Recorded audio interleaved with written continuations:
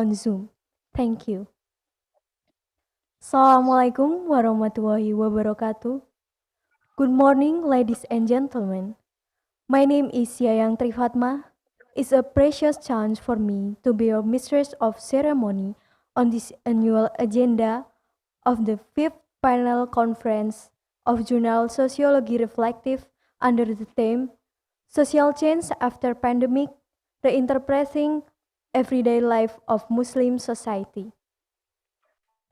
First of all, let's say thanks to Allah Subhanahu wa Ta'ala who has given us guidance, happiness, healthy, and mercy so we can attend and participate in this special event without any obstacles. Praise and salutation upon our Prophet Muhammad Sallallahu Alaihi Wasallam, who had brought us to the path of the light from the darkness of this life. Before I read several agenda of today's meeting, I would like to say thank you to Rector of State Islamic University Sunan Kalijaga, Professor Dr. Al-Makin, Dean of the Faculty of Social Sciences and Humanities, Dr. Muhammad Sodik, MSI, and Vice Dean, Kabak and Kasubak, Head of Sociology Study Program, Dr. Murianti, MA, and the organizers who have prepared this panel very well. I would like to welcome all speakers today. Dr. Jan Ali from Australia, Dr. MD Abdul Ghaffar from India, Professor Atun Wardatun, MA, PhD from State Islamic University Mataram, Ahmad Zainal Arifin, MA, PhD, Editor-in-Chief Jurnal Sosiologi Reflektif, State Islamic University Sunan Kalijaga, and all of the audiences. I also would like to thank to a translator of sign language from Center for Disability Service, State Islamic University Sunan Kalijaga.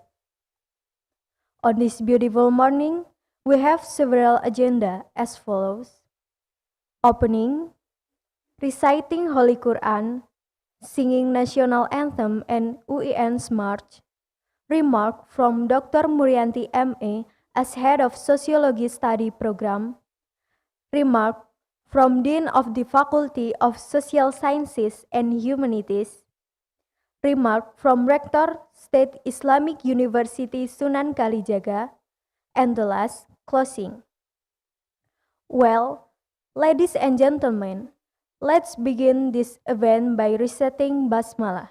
Bismillahirrahmanirrahim. Thank you for reciting Basmalah. Now, we are moving to the next agenda, is reciting Holy Quran, who will be recited by Mujibur Rahman. To Mujib, time is yours.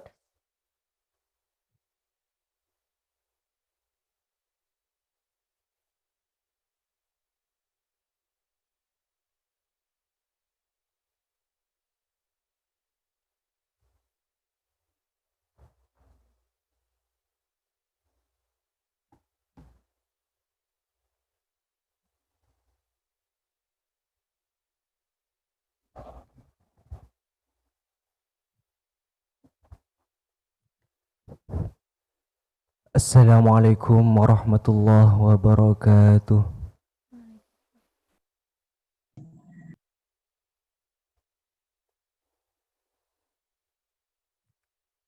A'udzu billahi minasy syaithanir rajim.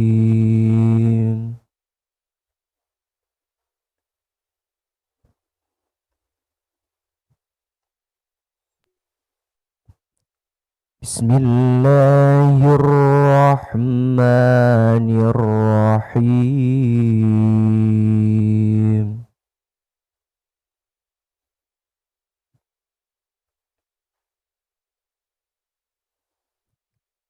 فلما وضعتها قالت رب إني وضعتها أنثى والله أعلم بما وضعت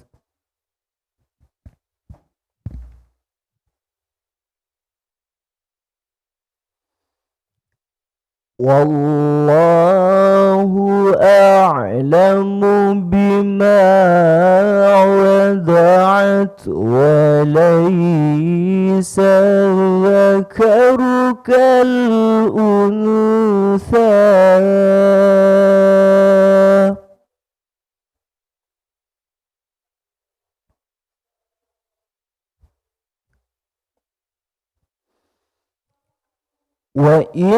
وإني سميتها مريم وإني أعيدها بك وذريتها من الشيطان الرجيم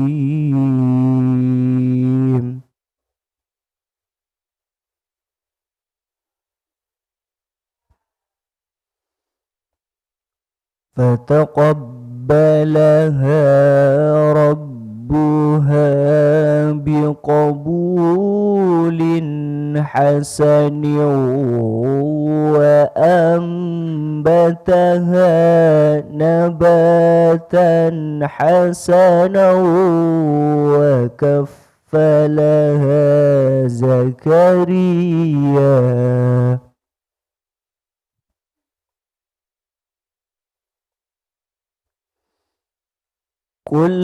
كلما دخل عليها زكريا المحراب وجد عندها رزقا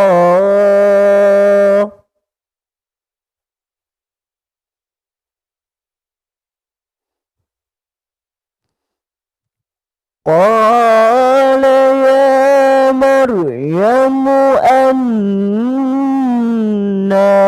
لك هذا قالت هو من عند الله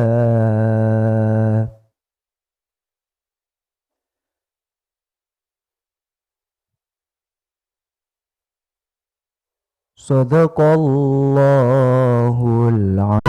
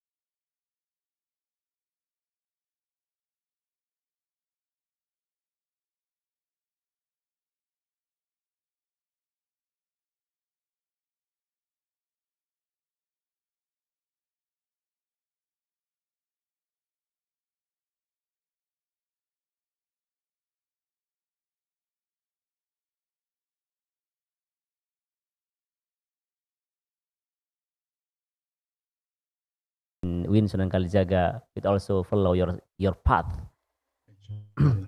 A lot of article written by Dr. Ali. Here we have some, wow, okay, for example, like Islamic perspective on organ transplantation, a continuous debate, published on religions, and also Islamic studies in modern world, published in Australian Journal of Islamic Studies, and many others. Then we move to Professor Atun Wardatun, MA and PhD. Professor Atun is alumni of UIN Sunan Ampel, Faculty of Sharia, Surabaya, and then completed MAG at this university, UIN Sunan Kalijaga. Then continue. She has 2 masters, MA at the University of Northern Iowa, USA, and then PhD at the Western Sydney University. Right now, she is a lecturer at the Sharia Faculty of State Islamic University, Mataram, and director of the LA Rimpu Women's Pioneering Schools for Change Foundation, Daiyah Muslimat NU NTB, studi interest in family law, women and peace, gender in Islamic law, sociology, and legal anthropology. All the participants could easily find her on social media, for example, like Facebook, with the name Atun Wardatun, quite active, I think, and I made a friend with her already.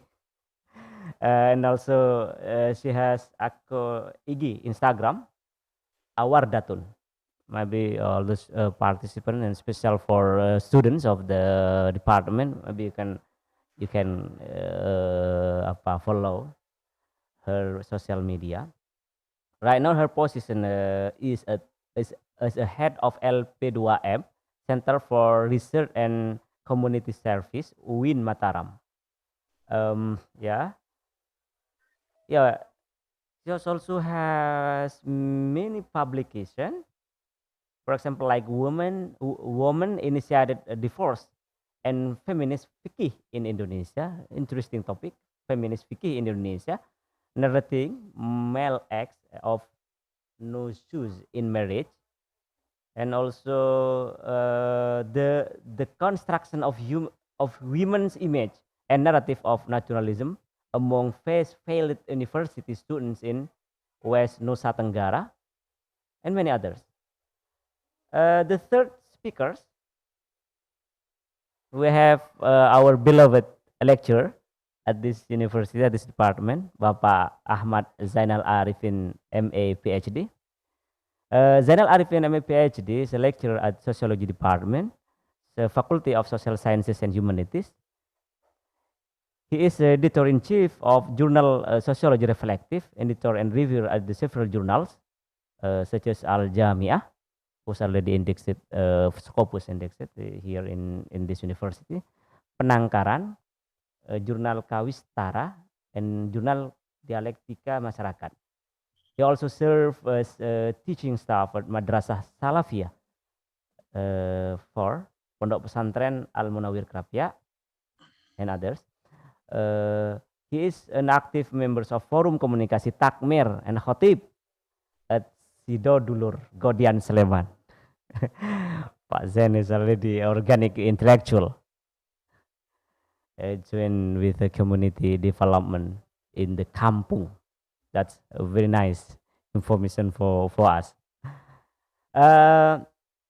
His position right now is the head of Pusat Penelitian dan Penerbitan, Puslitbit, Center for Research and Community Service in UIN Sunan Kalijaga.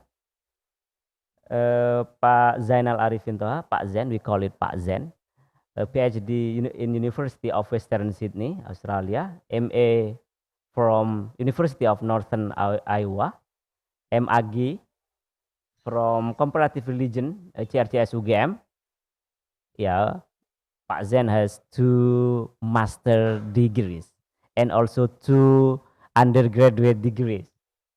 Pak Zen loved studying at university. I don't know. Maybe at the SMP, SMA, you have already have 2 or 3 lulusannya. BA at Sociology of Universitas Gadjah Mada, and BE in Comparative Religion in UIN Sunan Kalijaga. The last speaker, inshallah, will be with us at the last session. We have Omer Faruk Cengir from Turkey. He has very interesting research on social sciences, especially refugees. He's right now a PhD candidate at the Faculty of Art and Social Science, Department of Southeast Asian Studies in University of Malaya, and his MA at the Social Sciences Institution in International Relations in Eskişehir Osman Gazi University in Turkey, and he had 2 undergraduate degrees at Ankara University, majoring international relations, and in Anadolu University, majoring Turkish language and literature. Inshallah, Mr. Omer will be with us. We will continue to contact him, because right now in Turkey might be 6 o'clock, I think. So we need to fix later. So our session right now until 12. Okay, we have long time to discuss, to hear the experience of the social change in after pandemic, from Australia and also from Turkey, from Indonesia, represented by 2 speakers, Pak Zen and also Prof. Atun. This opportunity, especially for all participants, please kindly prepare to discuss a little bit more deliberately, and you can ask and share anything related to the social change under the topic of the social change after the pandemic, reinterpreting everyday life of Muslim society, because we know all, and it's very interesting information. I think that all the article already submitted to this panel is really interesting, because all the panelists already did good research regarding social change in terms of social topic, economic, religious, and anything. That inshallah this time today and tomorrow will be your best place opportunity to discuss with all the participants, and also we have the moderator. I would like to say thank you for all the moderator with us to accompany us today and tomorrow for the panel, because we have 4 or 5 panels. So be ready and enjoy the conference, all of the participants. And right now, we move to our opening talk for Dr. Jan Ali. You have about 30 minutes, Dr. Jan Ali, to deliver your presentation. Okay. Thank you very much. Okay, screen is yours. Thank you. Let me organize my PowerPoint. Okay. Yeah. PowerPoint ini sudah.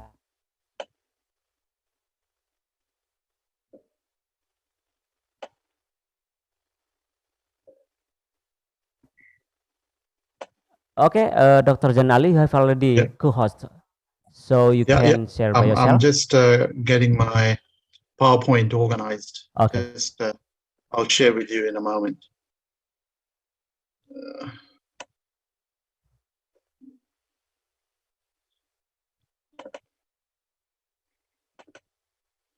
Okay, can you see my PowerPoint?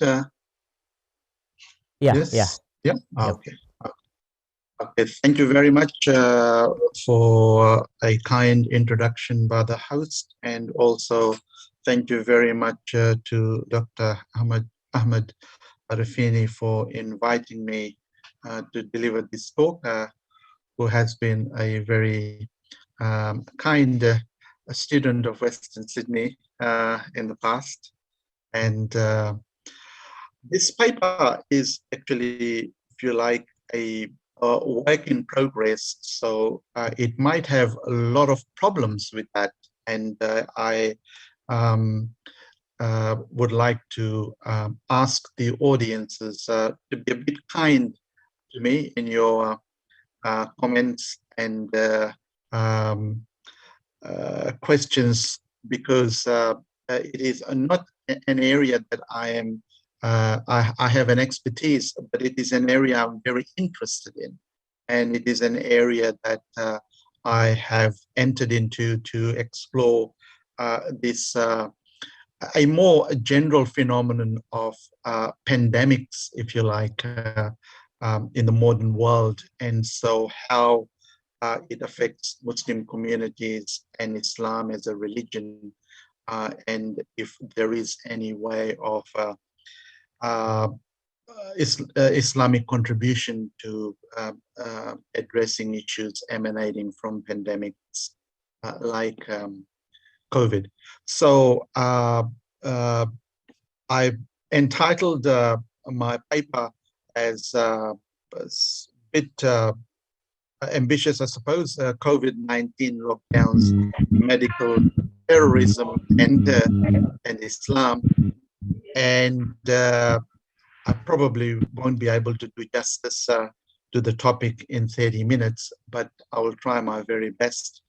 And so I suppose there are three areas that I want to concentrate on in my presentation. One is COVID-19 itself, and what I mean by medical terrorism, and how it impacts specifically a particular religion such as Islam, or if you like, Muslim communities. And my experience will be very much in the context of Australia, so very specific. And so I will be giving numerous examples which will be in the Australian context. So that is a bit of a background to my talk. Okay, I'll make this a bit bigger so everyone can see. Okay, so as we all know that in December 2019 in Wuhan city in China, an infectious disease called the coronavirus COVID-19 was reported to have emerged in this particular city.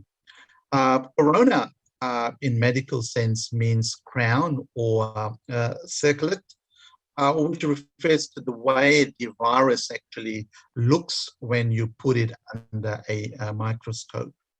And around 4 or 5 different kinds of causes common diseases among humans, such as common cold and mild to moderate respiratory illness associated with that. Coronaviruses also affect animal species, and obviously in this case as well as in other cases jumps on humans, and that's how humans acquire. So the transmission from one species to another is an issue. This is, if you like, a bit of a diagrammatic demonstration of the virus. And by the way, I'm not a medical scientist by any means, so don't restrict your knowledge about coronavirus to my presentation. Please do look it up in other reports and research work as well.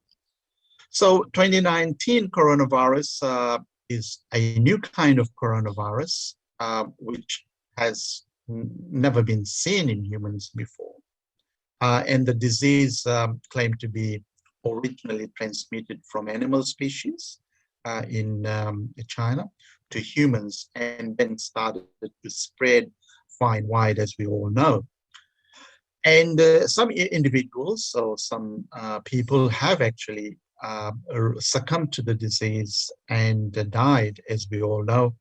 The last count, the last global count was around in 3 millions. So particularly elderly are more vulnerable to the disease. And obviously it affects general population as well. So elderlies are particularly vulnerable to the disease. Coronavirus has been reported to have spread almost every part of the world in over 100 countries and still spreading, and obviously have serious medical and economic as well as social impact on individuals as well as on societies.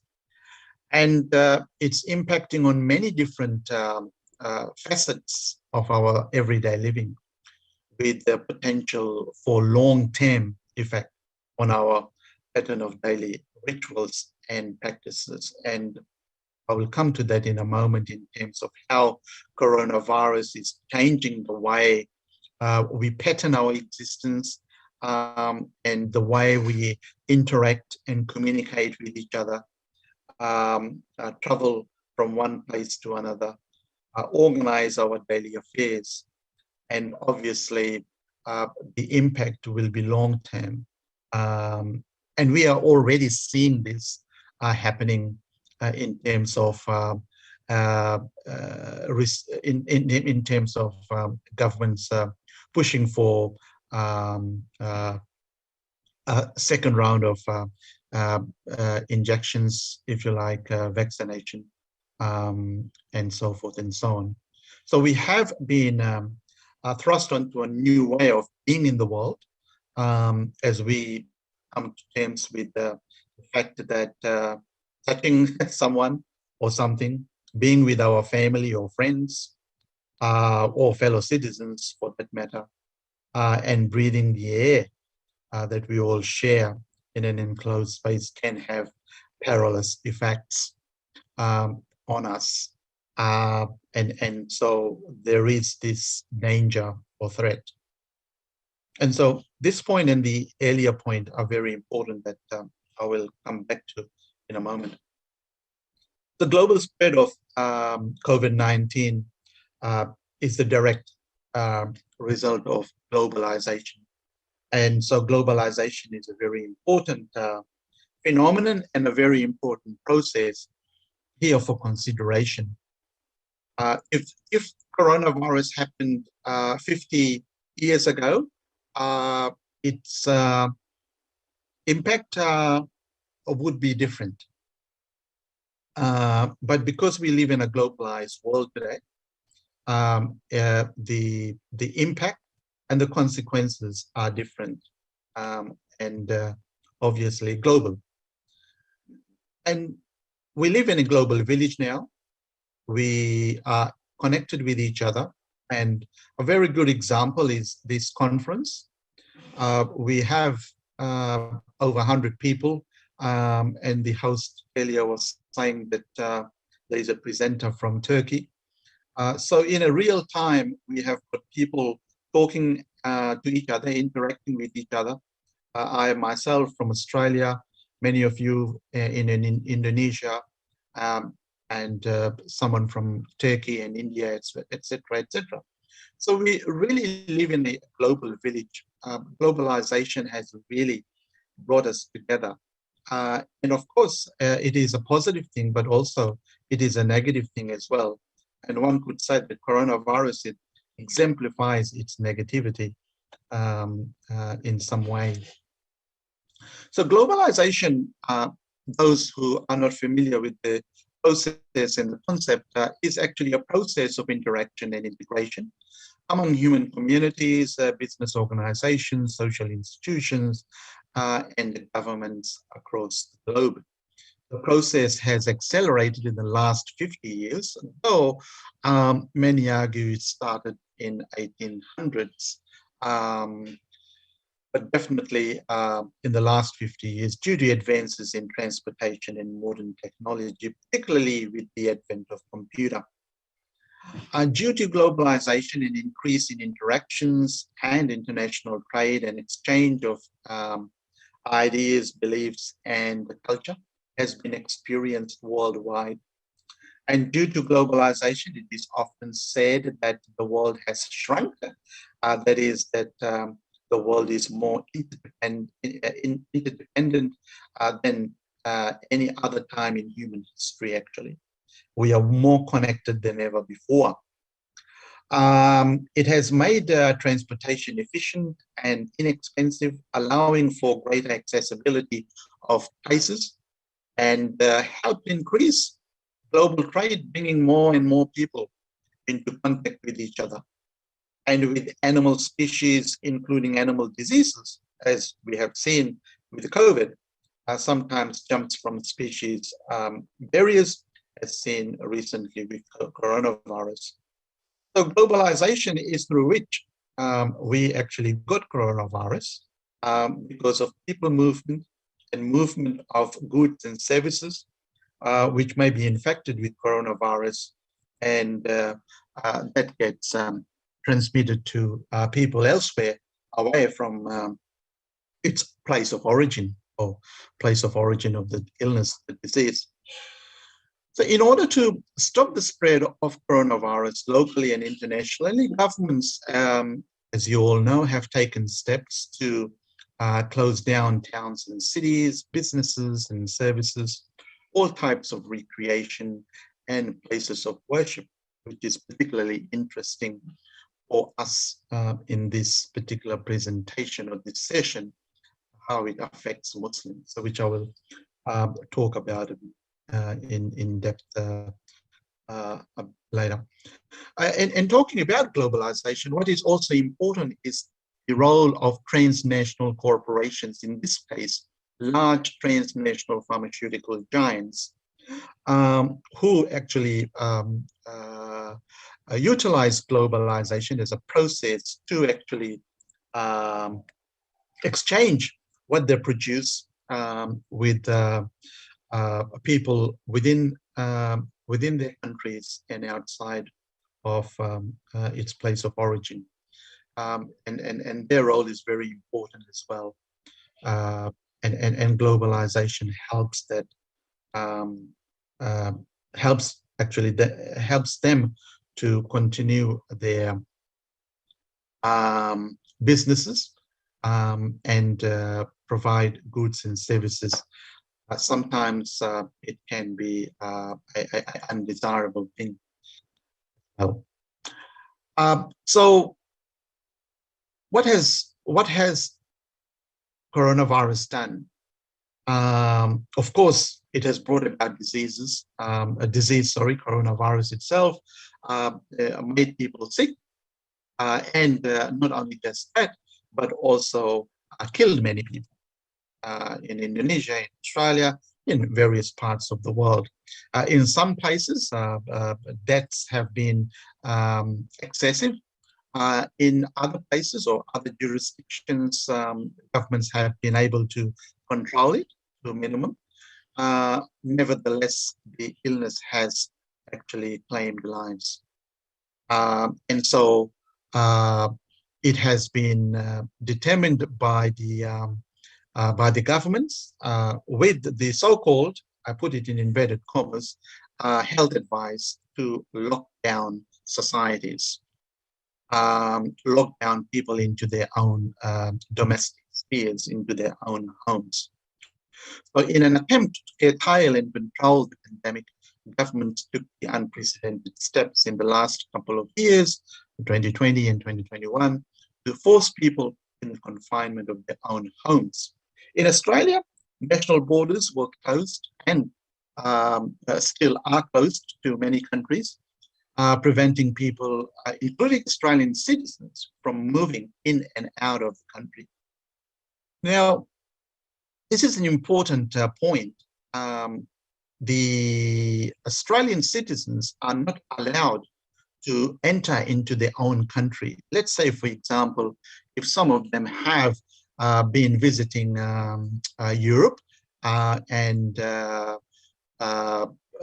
because of the border closure, they are unable to return home for a variety of reasons, including what we call the border shutdown. And also, Australian citizens cannot go to other countries to visit friends and families and loved ones. This actually, obviously, the government say is a necessary requirement to control and curtail the disease. But the question that remains, and sociologists are constantly asking this question, is that how much lockdown is necessary, and how much lockdown can a society persevere, and what kind of lockdowns are necessary. One comment I would like to make in reference to that is that in Australia, for example, and I would say that elsewhere as well, that the lockdowns in the context of different states, such as Queensland, New South Wales, Victoria, Western Australia, but also nationally, can we really say that border closure has actually curtailed or even eliminated the spread of disease? The research is not there, so we can't say much about that.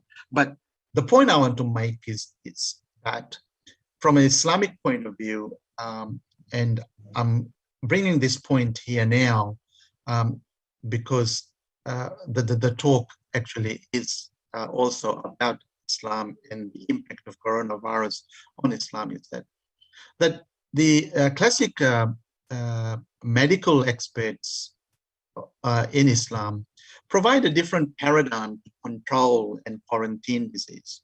Ibn Sina actually is the first to actually developed a model of quarantining diseases and people, and his quarantine model actually says 40 days of total quarantine, meaning that you can't go in or out.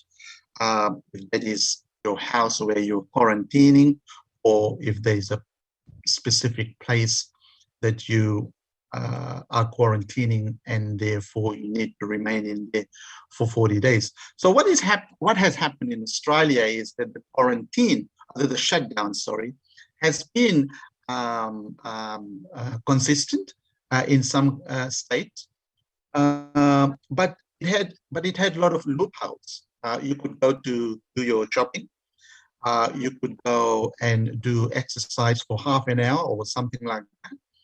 And this opens up the opportunity for the disease to actually migrate from one point to another. Unlike the recommendation of Ibn Sina, who says total restriction, where you can't go in or out, and obviously you have to manage that in advance. Prepare yourself with the provision so that you don't have to go out. And so when we have a lockdown in Australia, where people can move in and out for basic essentials, that actually defeats the purpose of lockdown. So the question emanates from that is that, are these lockdowns really working, and how much are these lockdowns, how much can we say is positive about it? So as I mentioned, individual states in Australia have shut down borders, but border lockdowns have been politicized. And this is a very important point, that are we trying to manage disease, or are we actually playing politics with lockdowns? Melbourne is the second largest city in Australia and has actually gone through lockdowns more than any other city in the world. And so the question emanates from that have these lockdowns actually managed the disease, which in fact at the moment is Melbourne has got the highest number of coronavirus cases. So again, the question is that, are these lockdowns actually having positive impact? So people were prohibited from seeing their loved ones, including those who were sick or dying.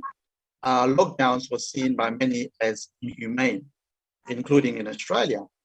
Now, and this is because in a modern civilized society like Australia, such behavior by authorities and political leaders was seen as, and continues to be seen as, absolutely regrettable, where actually individuals who are fully vaccinated are not permitted to go and see their dying old parent or parents or someone who is sick and provide support and help. So it questions modern secular liberal democracy. It questions modern secular civility. It questions modern secular liberty, and lockdowns in many cases basically erode that. So people's liberty has been eroded, and individuals have been tyrannized by Australian Medical Association, state and federal leaders, that if people don't comply with the advice, then they not only risk becoming sick, but will be penalized with costly fines. So yes, by no means I'm denying, by no means I'm saying that coronavirus is not real. Actually, it is real, and I am fully vaccinated. So I'm not in denial of coronavirus, and I'm not anti-vax either. But what I'm questioning is that, do medical professionals and political leaders have to terrorize the society by locking them down and eroding their liberty, freedom, and exercising inhumane conduct on people by shutting them down unnecessarily? Now, in New South Wales, for example, where majority Muslims live, and western suburb or western parts of Sydney is where a majority of Muslims live, was being targeted by the New South Wales government, and a number of local government areas were locked down for days on end. In other words, others, but also Muslims, were not able to move from their own local government area into another local government area, and they were confined to 5 kilometers in terms of traveling. So they couldn't go to the mosque, they couldn't go to other places of worship, and also they were unable to access a very specialist goods and services that Muslims require. For example, halal food, halal meat, etc., etc. And because they were confined to 5 kilometers, they couldn't go to another suburb or another local city to access their food. And there are people, the ordinary people can go to their local shop, local supermarket, and get their meat because they don't really have to buy halal meat. But Muslims, they have to actually buy halal meat, for instance. And when they are restricted from traveling from one suburb to another, it impacts on them. And unfortunately, the state government targeted these what we might call socially economic demography, which actually registers as relatively poor compared to rich suburbs. And Muslims particularly were victims of this. And so it was a kind of a medical as well as political terrorism, because medical experts were actually advising the government to actually shut down areas, and governments acted on that. But also in some instances, government actually ignored the medical advice and still continued to lock down some suburbs and towns and cities, um, and put fear into people that a pandemic is so disastrous that you shouldn't be moving from one point to another, that you shouldn't be going and seeing your loved ones, even if they are dying. This actually begs the question that what happened to our humanity? What happened to our civility? And also, in a modern democracy, what about the question of liberty and freedom? So very important questions emanate from these events, if you like. So lockdowns had obviously impacted on people generally, but also on Muslims. So COVID-19 pandemic moved from a direct health emergency to a crisis affecting people's regular patterns of living in a variety of ways. The pandemic has proven extraordinary because it evolved from a health problem to a global social, cultural, and economic crisis.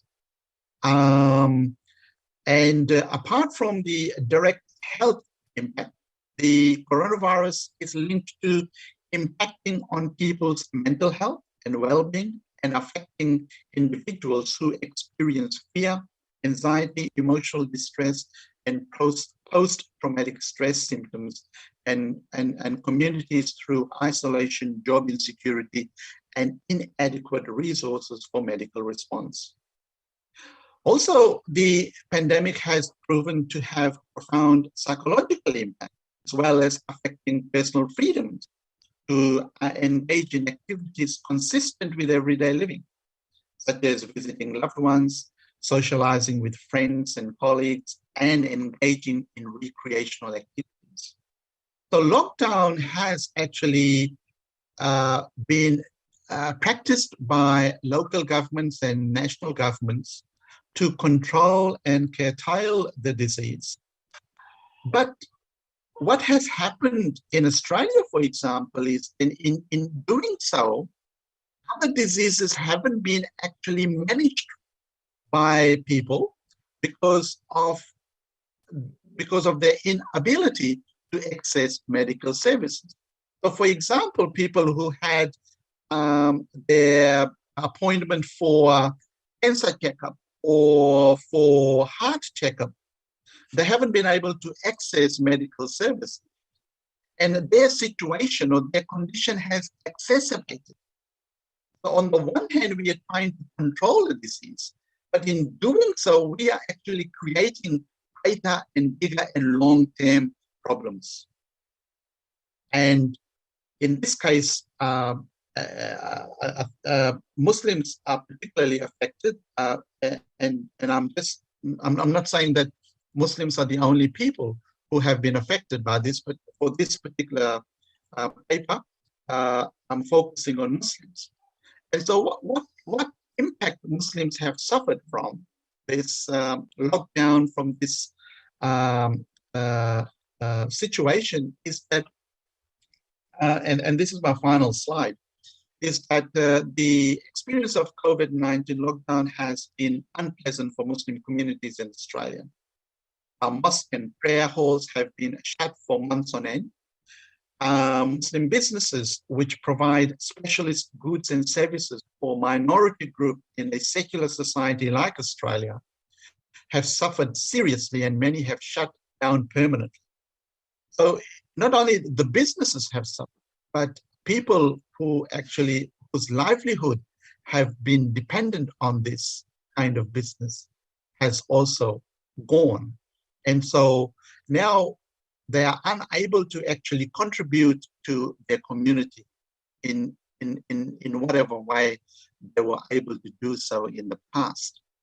It has been particularly difficult for Islam in a foreign country like Australia to meet various everyday challenges, particularly when secular societies including secular authorities, including secular medical experts, have disregarded spiritual need of people like Muslims as part of their well-being, because praying, eating halal, engaging in halal work, etc., is part and parcel of Islamic way of life, and that provides Muslims with a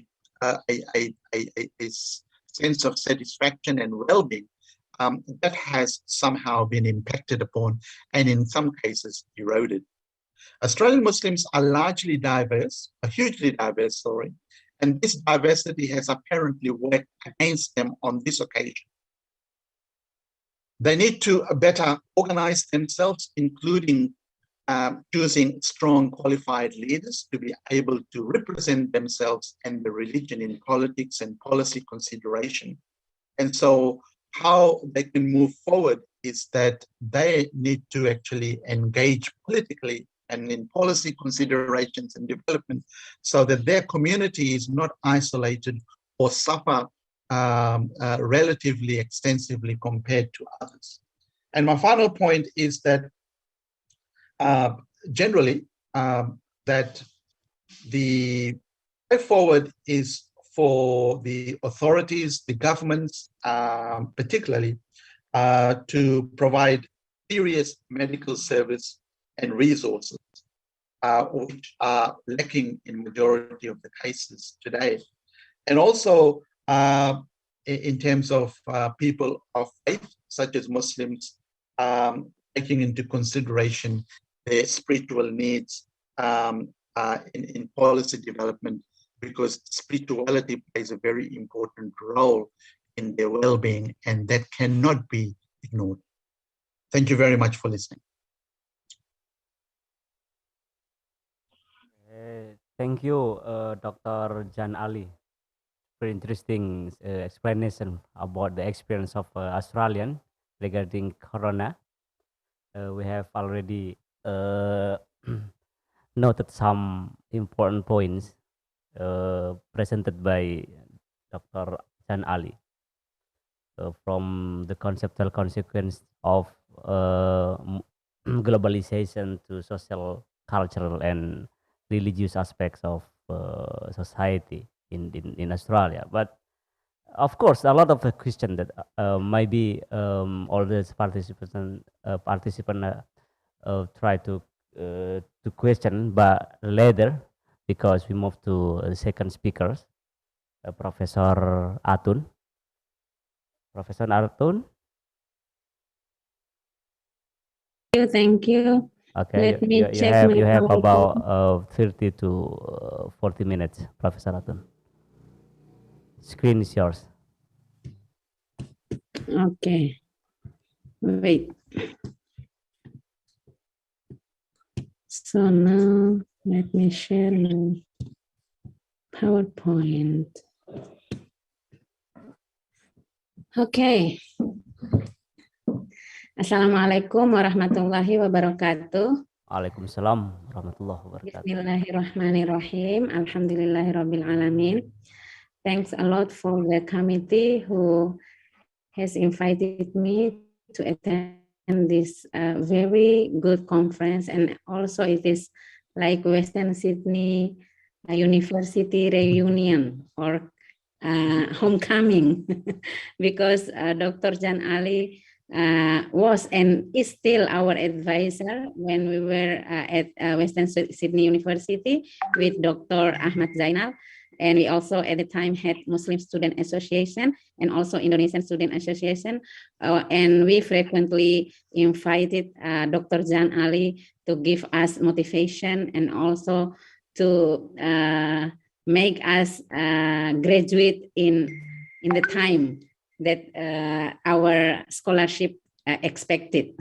So thank you, Dr. Jan Ali. Welcome to our Zoom meeting, and hopefully next time you can also attend some conferences in my university. Yeah, the university where I'm working is in Lombok, Nusa Tenggara, West Nusa Tenggara, and just now we have just had International Circuit Mandalika. So next March 2021, 2022, we will have Rosie coming here. Wow. So maybe at that time you can also come to visit us. Yeah, I follow. Rosie sudah pensiun, tak ikut. I followed page by page your presentation, and it was very good to give foundation for my presentation also, even if I only focus on the experience of women especially in West Nusa Tenggara, because when we speak about women, we cannot generalize. Women are all diverse, are all different. So what I'm talking about women's lives at this moment is also very specific experience that may different or similar to other women in different part of Indonesia or of this world. My topic is women's lives with pandemic, negotiating multiple identities. So to illustrate how different the situations women face regarding this pandemic situation, I'm here only tell about three different experiences to illustrate different situations that are faced by women. The first one, what sociologists call as fullness families. Aminah is a government employee with 4 kids. All of them are still in their secondary schools. Of course, during the pandemic, they are all having school at home. And her husband is a journalist, and also all of them during the pandemic having work at home and also school at home. So we can imagine how full the house. So we call fullness families. And each of them, especially the mother, overloaded with many tasks. Sophia is a street vendor selling vegetable and fish. Her husband is in Kalimantan for working. Due to travel restriction, they have to be in distance for almost 6 months. They have 3 children, 2 are married, and 1 is still at home.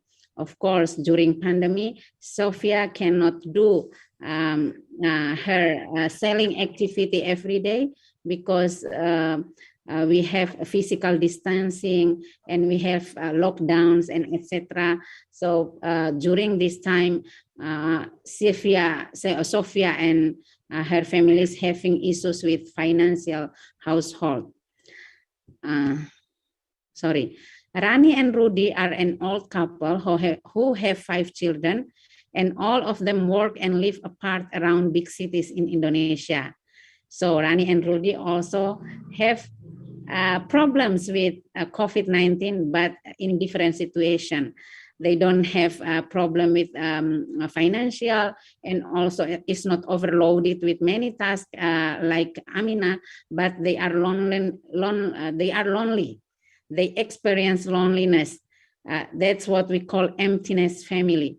Because during Hari Raya, for example, Raya Day, usually they all children come to visit, but this year, and not this year, last year, they couldn't come because of travel restrictions. So from those illustrations, we can say that women actually have multiple identities and also a different situation. And an individual woman is not simply defined by one identity, but rather various and complex. For example, Aminah is also a mother, also at the same time is government employee, is a wife, and also is a daughter for her parents. Women also, various women have different cultural background and outlook, beliefs and values. But my presentation today will talk about one point of view, how this pandemic situation is seen from the case of WFH, work from home, WFH, work from home, and family resilience.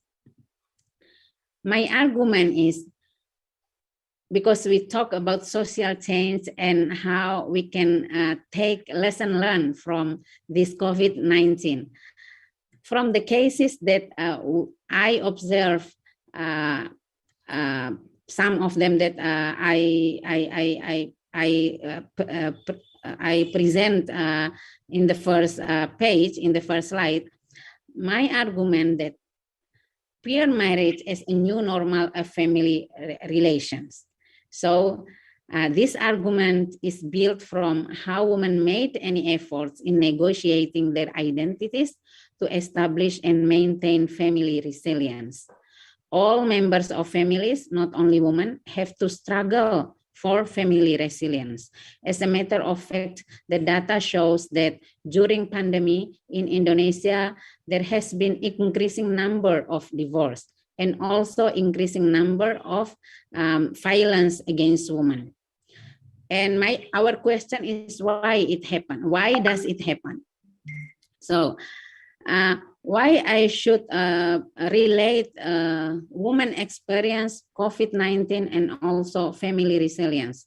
Because COVID-19 is a moment for social changes. Sometimes social changes we cannot feel how it happened because it happens slowly. But during this pandemic, we are surprised, we are shocked by many changes that we have to face, as what has been presented by Dr. Jan just now. It affects almost every part of our life. So after we have disruptive changes because of the innovation in information and technology and etc., then suddenly we have this COVID-19, especially for Ntb people in Lombok. We've just had very big earthquakes in 2018. So only 2 years from, less than 2 years from this COVID-19, we were trying to get up or to move on from our previous problem, and suddenly this COVID-19 happened. So this all bring many changes in our life in every aspect: religious, family, and education. We never imagined that our mosque should be emptied because Muslim cannot visit our mosque. In Lombok, in every corner we have mosque. That's why Lombok is well known as an island with 1,000 mosques. But during the pandemic, all the mosques should be emptied because we cannot come, and then we have to have physical distance. So that's why we are instructed to have, for example, Hari Raya Idul Fitri at home. So it was the first time for me to do this Hari Raya at home, and only for the members of family. My husband is the imam and also is the khatib. And the members of the congregation is only the member of family. It was unique, but yeah, I feel sad, and also at the same time feeling overwhelming of this coronavirus. And on the other hand, family is the most basic yet important of social structure. Family and social changes are mutually exclusive. We cannot talk about social changes without taking family into consideration, and also vice versa. Because during these social changes, we can see that family is very important. Before we divide the job of taking care of our children education, we take it for granted because we just send them to the schools, and then after that we get report every semester, or your kids have done a very good job or not very good job or something like that. But sometimes we take it for granted. And during this pandemic, we know how hard actually the task of family, essentially, without the helping from any other social institution. For example, also for everyday life, everyday needs, Usually we just take it for granted, but that market is part of our life, and we can visit every day. But then after the pandemic, we have to wait from people. We have to wait for people to bring us to our home, because we cannot go out to buy some family necessities for everyday life. And family institution is in fact actually the epicenter of COVID-19 crisis. At the very beginning of COVID-19, I remember in 2020, yeah, for the first time we had this experience. We cannot do anything. We just stay at home, and then we wait for the announcement or instruction what to do. And yeah, we think that if we cannot do anything for our own sake, then we don't know how to survive, because at the time also our government still find many strategies, still find the best strategies to handle with the problems of COVID-19. But unfortunately, even if we know that family is very important, unfortunately, it attracts less attention in the discussion of dealing with this pandemic situation. Okay, looking back at multiple identities that woman has, at least women have 4 identities.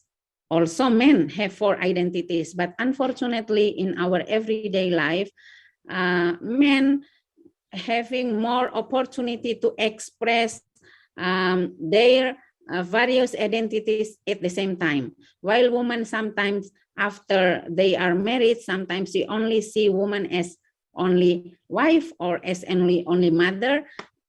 Sometimes their public identities, for example, is override by her identity as wife or a mother. But actually, woman has 4 identities. Personal, as an individual woman, she has to be independent and self-sufficient.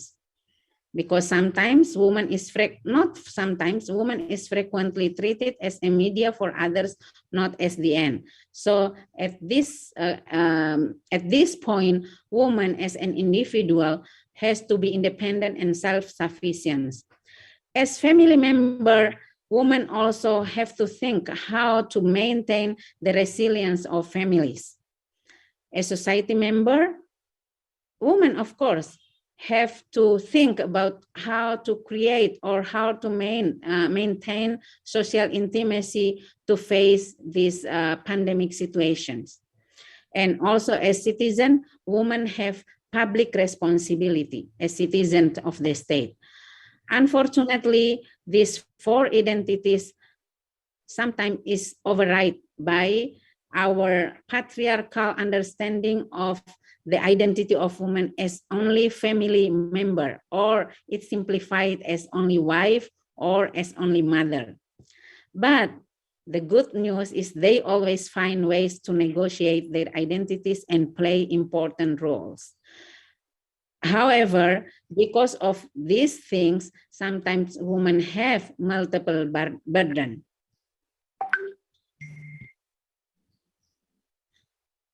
What happened? Because of they have multiple burden and we expect too much from women, especially in family life context, there has been increasing number of gender-based violence during COVID, and most of them happen in the families. We can see the data from Komnas Perempuan, for example, Women's Commission, the National Commission for Women's Rights. And during the pandemic, I have an institution called Larimpu, and it cooperate with Women and Youth Development of Indonesia from Surabaya. We initiated hotline, what we call Hotline Sahabat Ibu, Mother's Acquaintance Hotline. So from this hotline, we know how depressed women only in one problem, facing the kids during school from home. So we try to share the problems share the experience, giving motivation through the hotline. And one thing that we can conclude from the experience of women in this point is actually we are actually, but especially women living in the bubbles. Living in the bubbles is actually the terms that I quoted from the Prime Minister of New Zealand. And this term illustrates how fragile but transparent our family is. Women living in the bubbles. All of us are actually living in the bubbles, but especially for women, we can see how fragile and transparent the problem that they face. But again, sometimes they are far from our public policy. For example, in Indonesia, we have bantuan harapan keluarga, PKH, the aids for family, but sometimes when woman is the head of family, they don't have enough data, they don't have enough access to get this PKH. So this is what we call a woman living in the bubbles during the pandemic situation. Now, from the experience, I will close my presentation, and we can extend through our discussion that lesson learned from working from home during the pandemic. There are two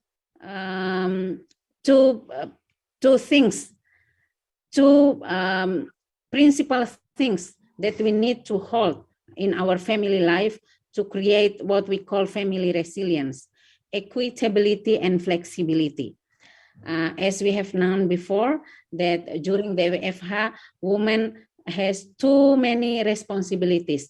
They are overloaded with many tasks because like in the case of fullness families that I mentioned before, everything are just handled by women. But if we don't have equitability and flexibility, we cannot expect that our family have what kind of have something what we call resilience, family resilience, as I mentioned before. And we have to use our family. We have to use our family life as room for negotiation and also sharing responsibility. For example, household chores, parenting, economic contribution, and decision making. Because psychological well-being will give positive effect on marriage stability and child development. What I mentioned before, equitability and flexibility, room for negotiation and sharing responsibility will create not only family resilience, but also psychological well-being for all members of family. And this psychological well-being will give positive effect on marriage stability and child development. I think I will close my presentation now, and I hope we can extend our discussion during the question and asking forum. Thank you.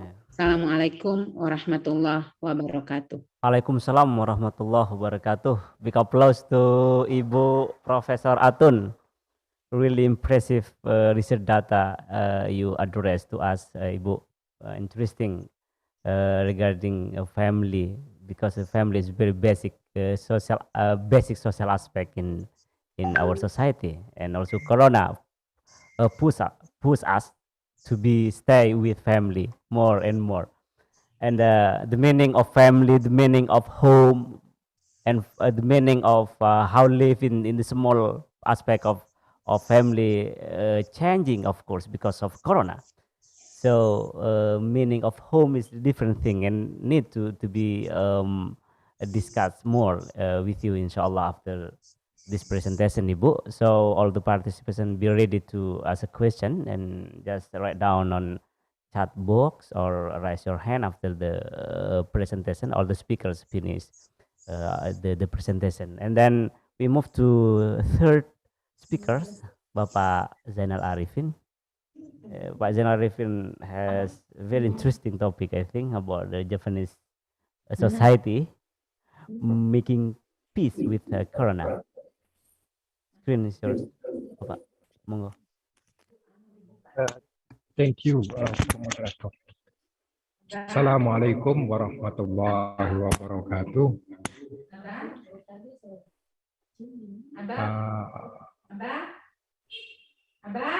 Maybe for Prof. Atun, the voice. Okay, thank you. Okay, thank you. First of all, I would like to thank to all committee members for preparing this wonderful panel conference. We already listened to two insightful speakers.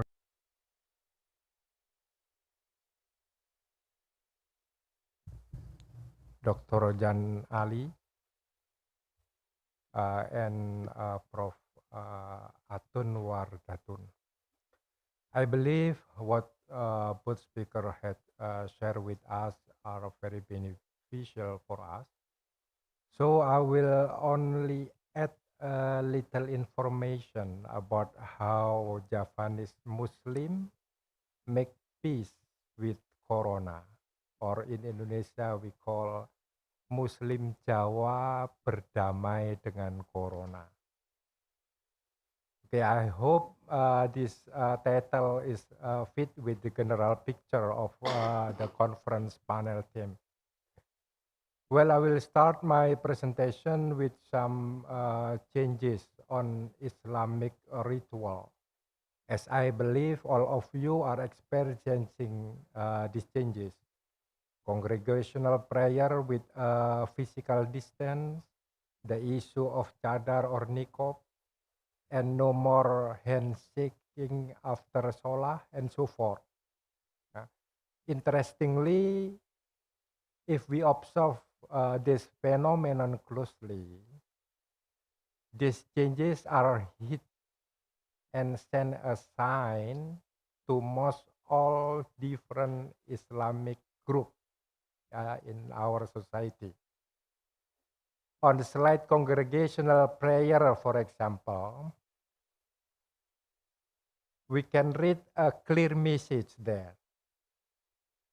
For those who love to always looking for the leg of your right or left side, yeah, I think we know that there is a group of people when they are praying, they are always looking for the right or left leg.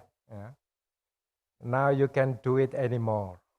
Yeah, it's too far to reach the leg of your side. Yeah. On a slide of mask versus chadar or niqab, yeah, we see some business opportunity here. Yeah. Creating a product, what we know as masdar, mask and chadar. Yeah. But this also gives a clear sign, yeah, for those who previously hit a woman who wear chadar. Yeah, now you have to wear it. It is very interesting. Yeah, this is the signs from God to us that we have different interpretation of religion, different group in Islam. Yeah, but the virus changed everything. Yeah. Okay. On the slide about the next slide.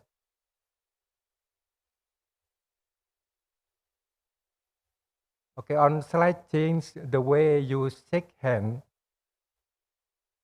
This picture actually clearly support to those who see that doing salaman after sholat is not good. Yeah.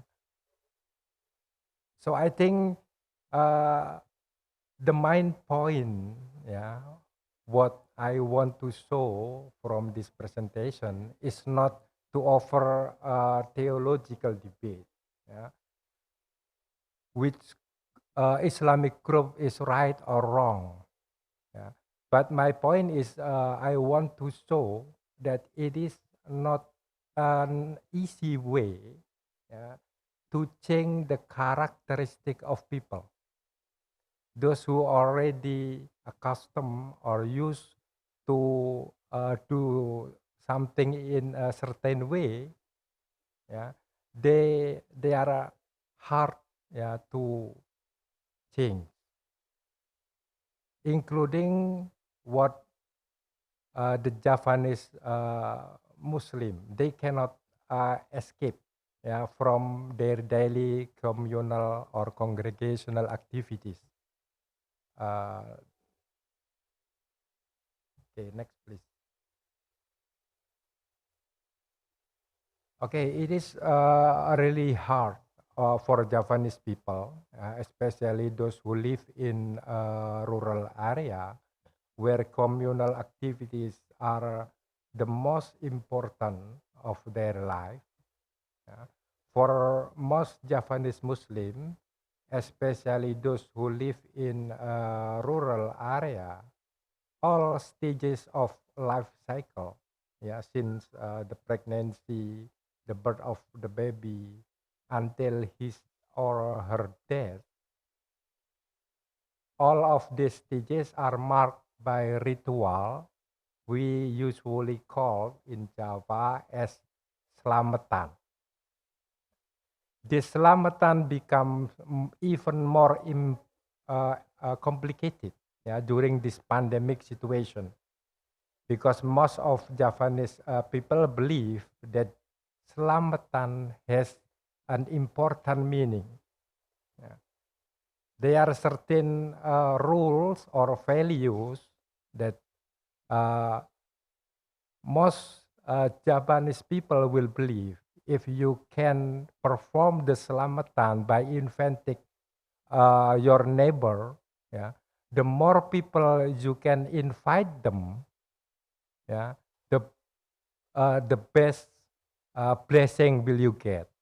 Or at least the selamatan also reflect the social status of the people. When you have more people attending your selamatan, usually it shows that you have a high status in your society. So when pandemic came and everything changed, that the Javanese people has to create new ways to do or to perform their rituals. There are many ways. I only take these two examples. The one is the wedding ceremony. The wedding ceremony is a very important for Japanese people. And we can show for the picture, the previous one, please. Yeah, the two picture below shows how the wedding drive-through. This is the creation during the pandemic. You cannot find the wedding ceremony drive-through before the pandemic. And I just want to show that Javanese cannot separate themselves from the society. That's why they will always have a new creation. When there is the rule, they will find a way to break the rule. That's what usually people do. And it's also the picture above is about the virtual tahlil. sending dua for the dead people, that usually we gather together and have some food. But now, like in campus, we also do virtually. Yeah. So I think these changes are very important to understand. Yeah. I just want to conclude my small presentation, and we can have a discussion later. Yeah. There is always a natural mechanism within the society, including with the Javanese Muslim, or what we usually call in academic as a local wisdom. Yeah. So it is not an easy task to change the characteristic of a communal society. That's why no need to be worried, yeah, about the preservation of our tradition. So I believe pandemic will change us, but it will not abolish our tradition. Thank you very much. To Pak Zen. Really interesting facts about Japanese culture, and also very funny in some ways, because you offer very interesting pictures that has already depicted our life in Java, ranging from many different kind of social order. You know, yeah, that's the corona. Corona has already changed everything. Our social order to new social order and anything. But the main point that offered by Pak Zen, I think is very, how to say, communal way, because Pak Zen live in Java with the Japanese culture, and also absorb many things related to Japanese culture, and that presentation was very nice to for us. And then we can question, we can share the question a little bit more, and then we have one more speaker. I would like to make sure that Mr. Omer are with us here. Omer, I want to say hello to Omer. Are you there, Omer? Are you with us right now? Okay, how are you, Omer? I hope you are okay there. What time right now in Turkey? Alhamdulillah, I am very fine. Thank you very much. Let me share my screen. Okay. You have about 30 to 40 minutes to share your presentation, Omer. Okay, thank you very much.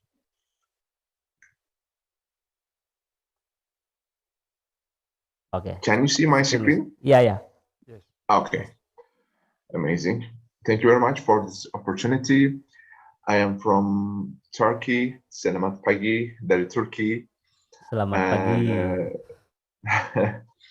Today, I will try to share my observations after the pandemic world in Turkey, especially everyday practice, changing social norms. Firstly, I will try to summarize. Actually, everyday practices, walking, talking, reading, cooking, were guided by beliefs of people, and also actually a lot of different strategies and tactics runs our all everyday practices, and actually we don't realize this kind of different strategies and tactics. They are defined and they are shapes our everyday practices, but especially in the like pandemic period, external threats such as war or different big problems, disasters, people actually people are inclined towards social norms, especially religious beliefs and practices. And also in COVID-19 period, also we saw people are more inclined towarding these religious practices. And also, when we look at the World Health Organization health definition, health not only physical or mental condition, it also includes spiritual and social conditions. And in the COVID-19 period, the main measures for pandemic, which are social isolation, quarantine, staying home, actually affected, deeply influenced the social and spiritual health of all society. In this context, especially, social media takes a prominent role in elevating or deteriorating effects on society. And actually, I will try to share the social media impacts on Turkey. And also, religion takes a role as a traumatic rehabilitation in this COVID-19 period. Also, we know that many people, because of social isolations and quarantine, feel actually more psychologically problematic in this period. And actually religious takes an important role, comes to the fore. And in Turkey case, actually, we can talk about three important approach against the coronavirus. And also many studies shows that religious feelings, thoughts, beliefs, and practice have restorative and the healing effects on our mental health during disaster periods. And people produce three response actually coronavirus. The first approach is destiny. It's a kind of the fate. Pandemic is a divine warning. Actually, disasters such as earthquake, drought, war, and disease should be considered as divine punishment or sacred warning. It's a kind of. And another approach, it's a kind of a precautionary approach. And epidemic, it's a result of human errors, and the responsibility belongs entirely to humans. In this case, there is no divine determination and intervention. All of this is happening because timely and adequate measures are not taken. And also, actually, it's a kind of the fourth approach, we can say. It's a kind of the conspiracy theories, apocalypse or doomsday plan. Actually, it's a kind of, especially Western, it's a kind of the anti-Western offer. This coronavirus, especially COVID-19 pandemic, produced by a kind of the apocalypse plan, and they are trying to kill all old people. It's a kind of a different approach. But the actually also actually it has a important supporters, this approach, but I think it's not a valid approach, we can say, because without we don't have any documentation, any reasoning actually this approach. And the important third approach, actually disasters can be explained neither by precaution nor by fate. Destiny is certain, also according to Islam, but by taking human precautions, it can pass before the destiny. As a matter of fact, it is stated in the Quran that people face many problems due to their own mistakes. And actually, with global awareness, universal problems can be overcome. For this, people become aware of their responsibilities, should avoid behaviors that will harm other people, nature, and living things. Actually, this is very important because anthropocentric approach also in this period, coronavirus period, it's discussed all over the world. Important French philosophers like Balibar and also Zizek and other philosophers also actually opened the discussion. Our mentality should be discussed, and actually it caused a discussion. The idea of progress caused by enlightenment and the secularism also, and the necropolitics and the idea of death politics became a popular topic. Can you hear me?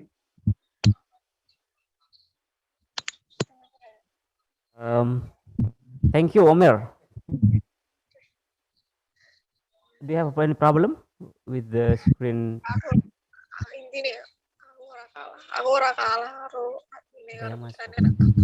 Sorry, Omer, there is some problem, a technical problem with the Zoom. Wait for a minute to fix it.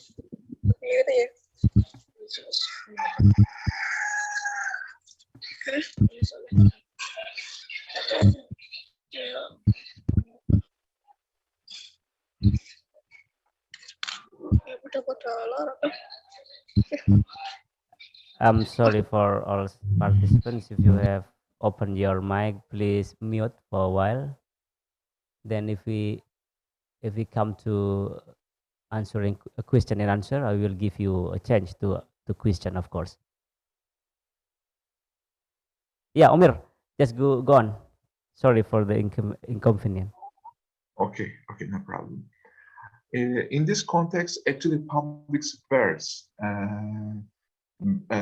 also burgs, cities, Medina, civilization, police, city-state became popular topics because of coronavirus spreading, because we cannot use this kind of public spheres.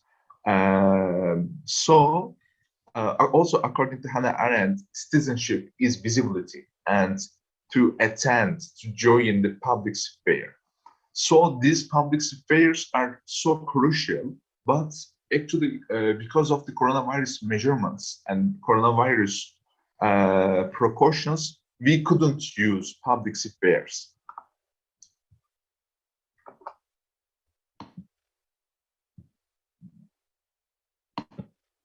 So, So actually, also it caused a changing the social norms. For example, when we look at the main different areas of social norms, for example, in culture, public spheres, shopping malls, cinemas, especially in Islam, mosques, surahs, masjids, we don't use. So no collective action actually, because these actually places produce the identities actually, our consciousness of our belongings actually, but we didn't produce this kind of consciousness, and we couldn't do collective action. And also tradition also changed, cleaning and social distance. For example, in Turkey, internal and external public space distincted sharply. For example, also actually it's a long discussion, but in Western mentality, and also the modern families in Turkey. For example, taking off shoes before the entering the house, it's a kind of the showing the Eastern mentality, and it is bad thing. But after the coronavirus, actually taking off the shoe changed to again our culture, especially for Western, more modern families also. Also using colon, it's very rural area practices for Western mentality in Turkey also. But also it came to the daily practices because it's a kind of very important cleaning gel, colon. And also in language practices, we show a lot of differences. Before the coronavirus, the oral face-to-face conversation is very important. But after the coronavirus, using mask, actually we couldn't see our faces and our gestures and mimics. And actually written, virtual, and online communication became more popular. And also it affected our language and our communication skills. And also symbols, greetings, salam, handshake, also changed deeply because especially in our culture, in Turkish culture, greetings, handshaking, and hugging is very important. But after the coronavirus also changed and also actually affects our daily practices. And also actually we didn't see the results until now. Actually, especially for art, we will see in the future what was the results of this. And actually, this face-to-face communication and transforming to virtual online communication, actually also it affects, probably it will affect our consciousness of common living spaces. It's common living spaces, it's very important actually for me, because it's also affect our pre-modern adult customs and are redefined and reinvented, like taking off shoes or colons, using colons, and also secures and open space agoras came to the fore again in our daily practices. Also, on the other hand, our sense of trust is decreasing with pandemics. And actually, it's also affected, it harms our collective dimension of Islam. Because we know that it's congregational prayers is very important to create and to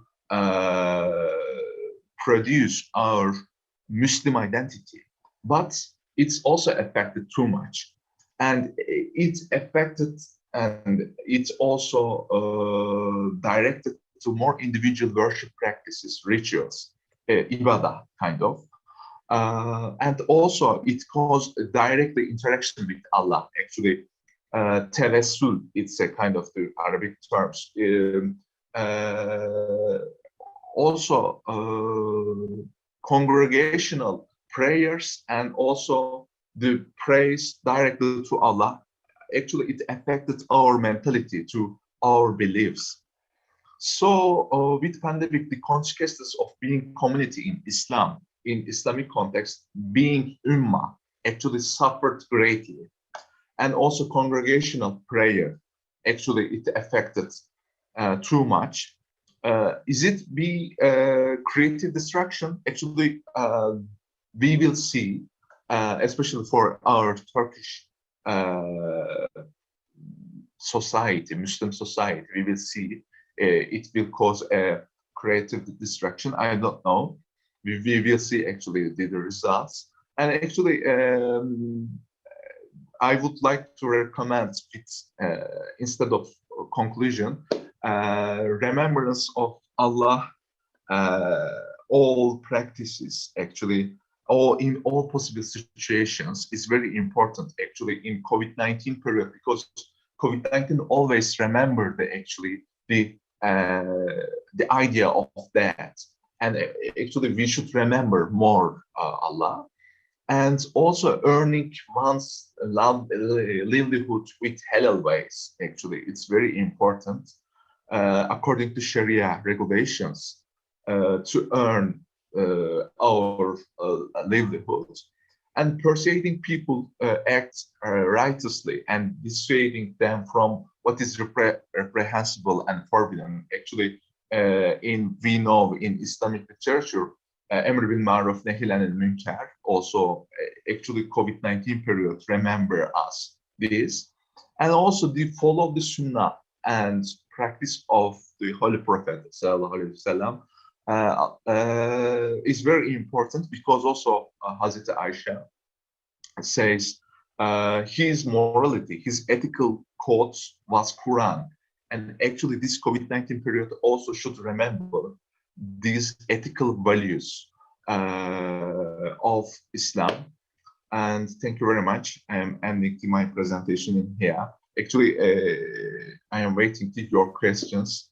I couldn't, actually, I would like to share the Director of Religious Affairs of Turkey and Turkish religious perspective, but I have a limited time, so yeah, thank you very much. Okay, thank you very much, Omer, for your good presentation. You give us a lot of information about Turkish way, about Turkish social change, what changed in Turkey after pandemic, and also how to approach the pandemic. Yeah, that's very fruitful sharing. Yeah, when you mention about the three response of Turkish society toward coronavirus, and also a lot of the cultural things and social phenomena that has been running in Turkey during the pandemic. All the participants, we come to question and answer. We have about 1 hours, 1 hours to discuss about the idea, about the perspective. We have already heard together the presentation from different perspective, different country. We heard from Australia, which is the Islam is minority, and then move to Turkey, which is Islam is majority. So a lot of the different experience regarding coronavirus and how society uh, adjust the situation, especially after a pandemic like this situation. And then also we have speakers from Indonesia, Pak Zen, with a specific explanation about Japanese culture. That is very interesting things to, of course, to elaborate more. Maybe you have a question in special context of Japanese culture. And very interesting point also came from Professor Atun. Nice presentation with the research data about the family, about the how women women experience regarding the coronavirus, and also a lot of research facts showed by Professor Atun, like domestic violence and also multiple identity of women, when come to specific context of family, because of the many restrictions produced by coronavirus protocols, for example, like social distancing. We come back to our basic life in family, for example, and a lot of rules, produced by coronavirus protocols, and yeah, we how and any organization that concerned on this topic. Actually, I have one question for for Dr. Jan Ali. Dr. Jan Ali, may I have one question for you? Oh, How sure. does religion, yeah, such preachers, ulama, in context of Islam, of course, take role, in reshaping Corona and how to manage the society, and how far these religions give impact to the society. Religious ulama, preachers, and anything relating to religious aspect in Australia. Because even though Australia, Islam is a minority, but of course, it's very interesting fact if you can elaborate a little more about the specific rules of religions, Islamic religions in Australia. Thank you, Janal. Thank you very much for that question. Uh, the, the the thing is that in Australia, the Muslim community is hugely divided and diverse, and religious organizations, even the national umbrella organization known as Australian Federation of Australian Federation of Islamic Councils, as well as umbrella organization in terms of Muslim scholars themselves, Australian National Imams Council, don't have much a religious or political clout or power, if you like. And they might give a fatwa, or they might provide a series of advice to the community. But because of their internal diversity and because of their lack of power and recognition, the Muslim communities in Australia actually are shortchanged, if you like, in terms of support and advice from the ulama, if you like. And so during the pandemic, different advices were coming from the scholars or from the sheikhs and imams in Australia. For instance, some sheikhs and imams would say that it is okay to do your prayer at home, particularly the Taraweeh prayer during Ramadan, or even the Eid al-Fitr or Eid al-Adha prayer. And some would say that you can't do that, and so you should try to get people together and do it in a group. So, get people from your neighborhood, or see if you could get people from your relations and get together at a particular place to do that. And so people did that. People would get together, 4 or 5 people in a particular house and do their Jummah prayer or Taraweeh prayer. And then other advice was that you could do that online. So if there was a sheikh online, you could just follow him, whether that be for Jummah prayer or for Taraweeh prayer. So there was a variety of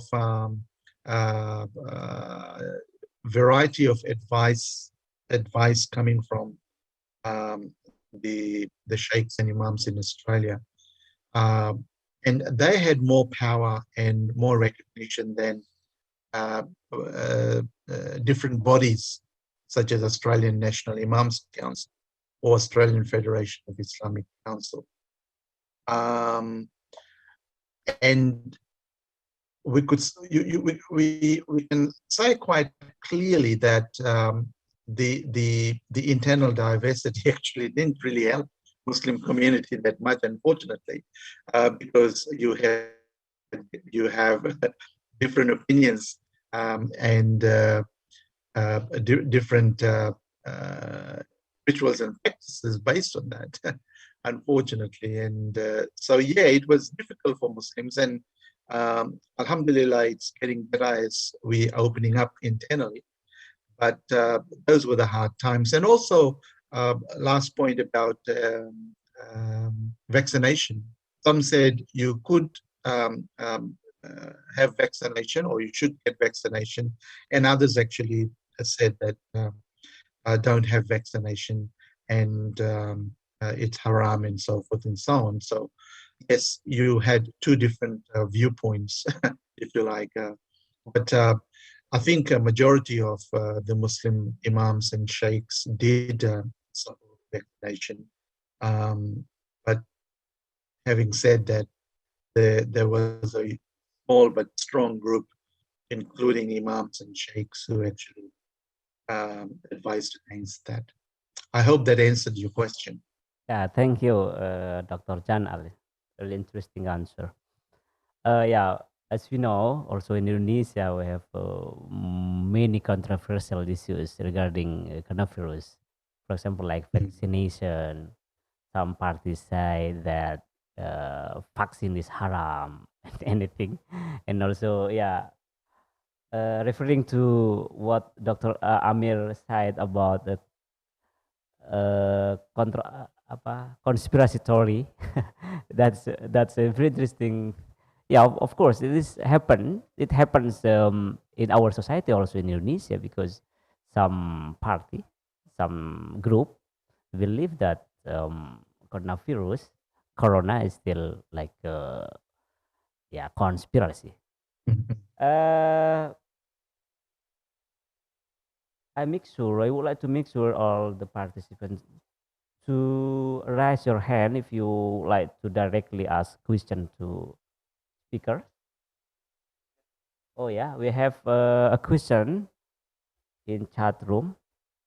The question for Omir Farouk. Public space in Habermas perspective, doesn't it actually strengthen from physical spaces to digital spaces? Although many malls, markets, mosques, and schools are closed in Indonesia, there are many communities in the most remote to urban areas are organizing themselves to cope with the impact of pandemic. They access various sources of knowledge, both official and unofficial, to be reformulated into policies at the local level. Omer, there is a question for you about the transition Habermas public sphere from we call it as the physical space to digital space. What is your opinion in this context? Thank you very much. It's a very good question, actually. Yes, public space, public spheres changed deeply, but actually Habermas public space, public sphere, Habermas actually emphasized 18th century historical forms. Actually, all normative values, collective prejudice, and other values, it's a kind of the reaction against the church, against the feudal princes, and also public authority. At this, we should consider the historical 18th century in public affairs. But with pandemic, after the pandemic, it's a quick response, actually. We couldn't produce this kind of what is the online, yeah, digital spaces. Actually, we didn't prepare this kind of digital spaces. Nearly 200 years, this kind of public sphere consisted in the history. But these digital spaces actually it consisted very suddenly. It's one of the important differences, actually. And also, yes, official and official formulations also we should consider. Yes, but actually, um, when we see the tactics and strategies, official strategies actually not we didn't see too much preparation. It's suddenly also this social media and online digital spaces produced by themselves from youth, from digital social media, YouTube, Twitter, other Facebook, Instagram, other social media tools. Actually, they became important actors.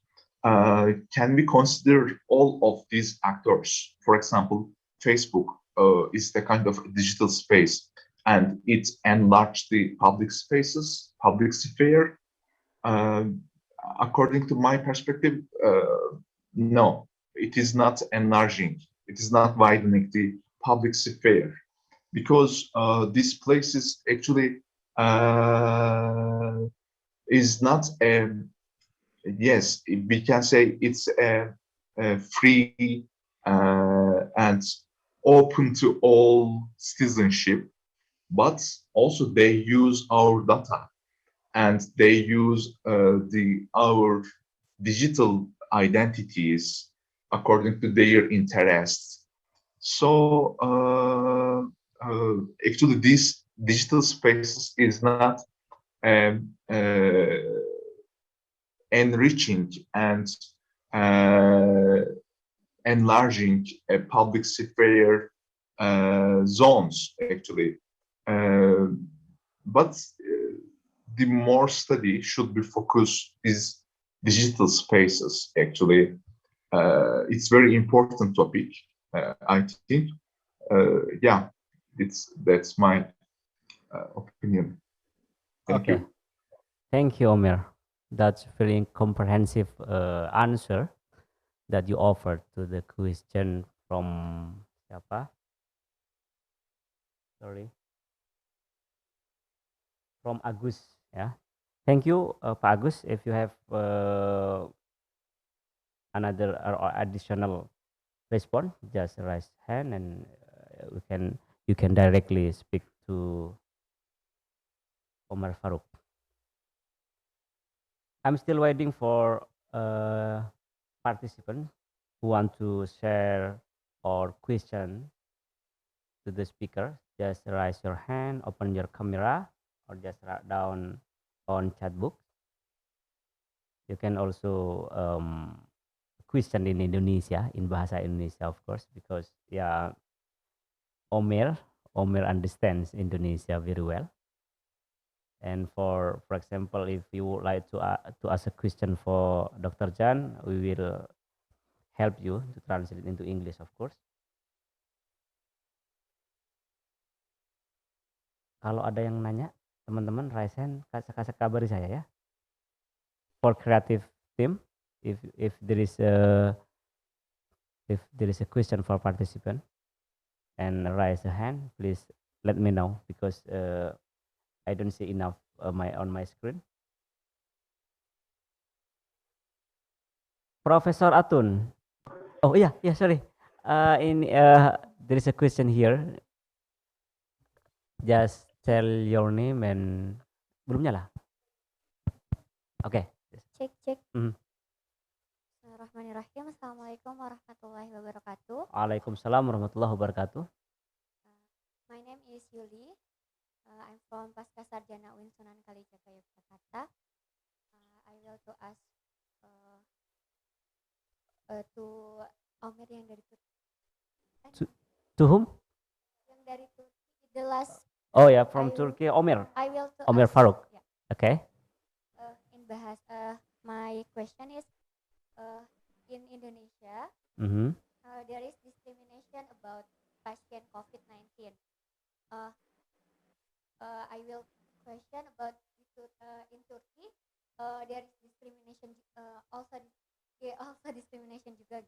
Indonesia ada diskriminasi juga nggak untuk pasien COVID? Mhm. Kemudian untuk apa ya namanya, bagaimana peran pemerintah atau masyarakat untuk menanggulangi diskriminasi itu terhadap pasien COVID? Oke. Thank you. Assalamualaikum You're warahmatullahi welcome. wabarakatuh. Waalaikumsalam warahmatullahi wabarakatuh. Terima kasih. Thank you, Mbak Yuli, for the question. There's a question for you, Omer Farouk, about the discrimination, because here in Indonesia we have such discrimination on the COVID victims. Yeah, sometimes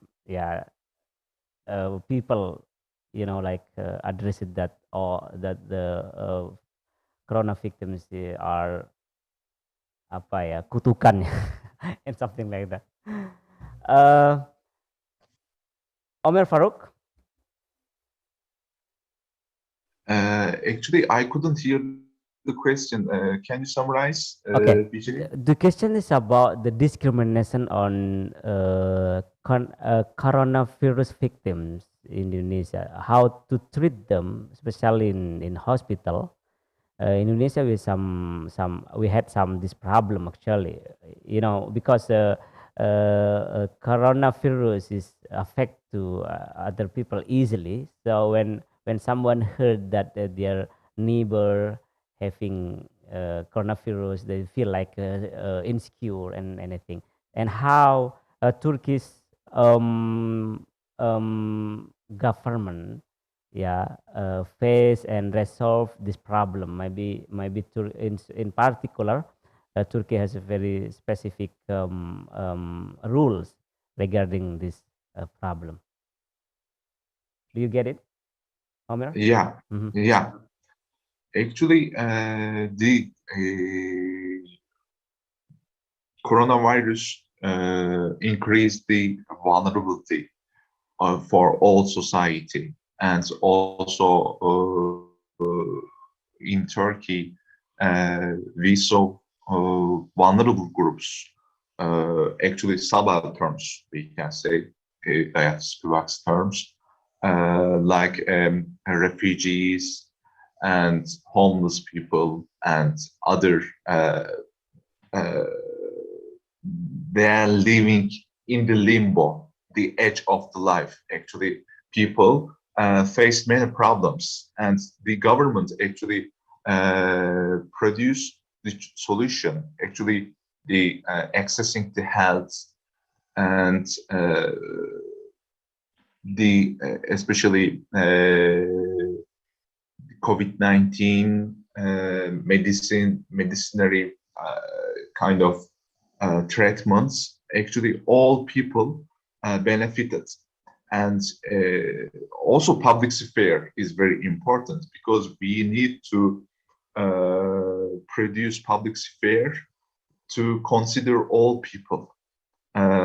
Because, for example, in COVID-19 case, we saw also in Malaysia, I have been living in Malaysia more than 4 years.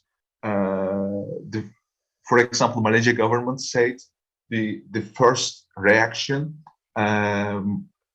said refugees, they cannot benefit the health checking. But then they saw if especially for irregular immigrants, if they didn't check their COVID-19 status, they cannot solve the problem. Then they announced, and they will provide for all people checking. But then actually most of refugee and also irregular migrants in Malaysia, they fear to arrest, because many irregular migrants actually that time they arrested in the detention centers in Malaysia, and they really scared actually, because most of them also in Indonesian migrants, for example, they deported, and although they are actually COVID-19 positive cases, according to many reports from Indonesian NGOs, So actually, so it's very important thing. The health access is very important for all people, especially for vulnerable groups.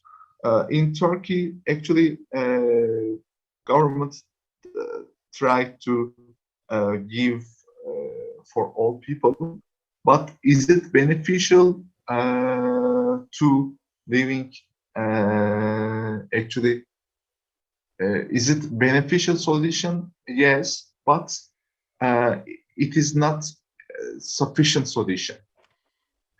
Actually, it's only a daily solution, and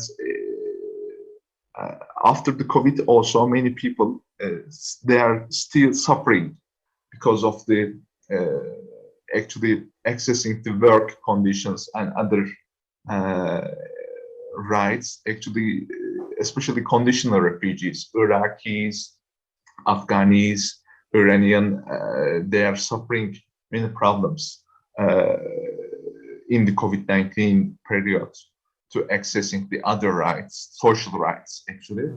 They are still suffering. And Turkey is a good case. I'm not sure. Yeah. Thank you. Thank you, Omer, for your answer. Pak Yuli, do you have any response? Okay, thank you. That's very interesting, Omer. Yeah, when you mentioned about the migrants in Turkey,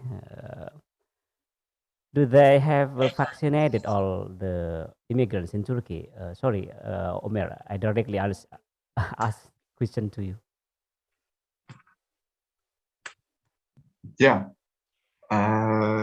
they vaccinated, especially Syrian refugees and other conditional refugees. They are vaccinated, Okay.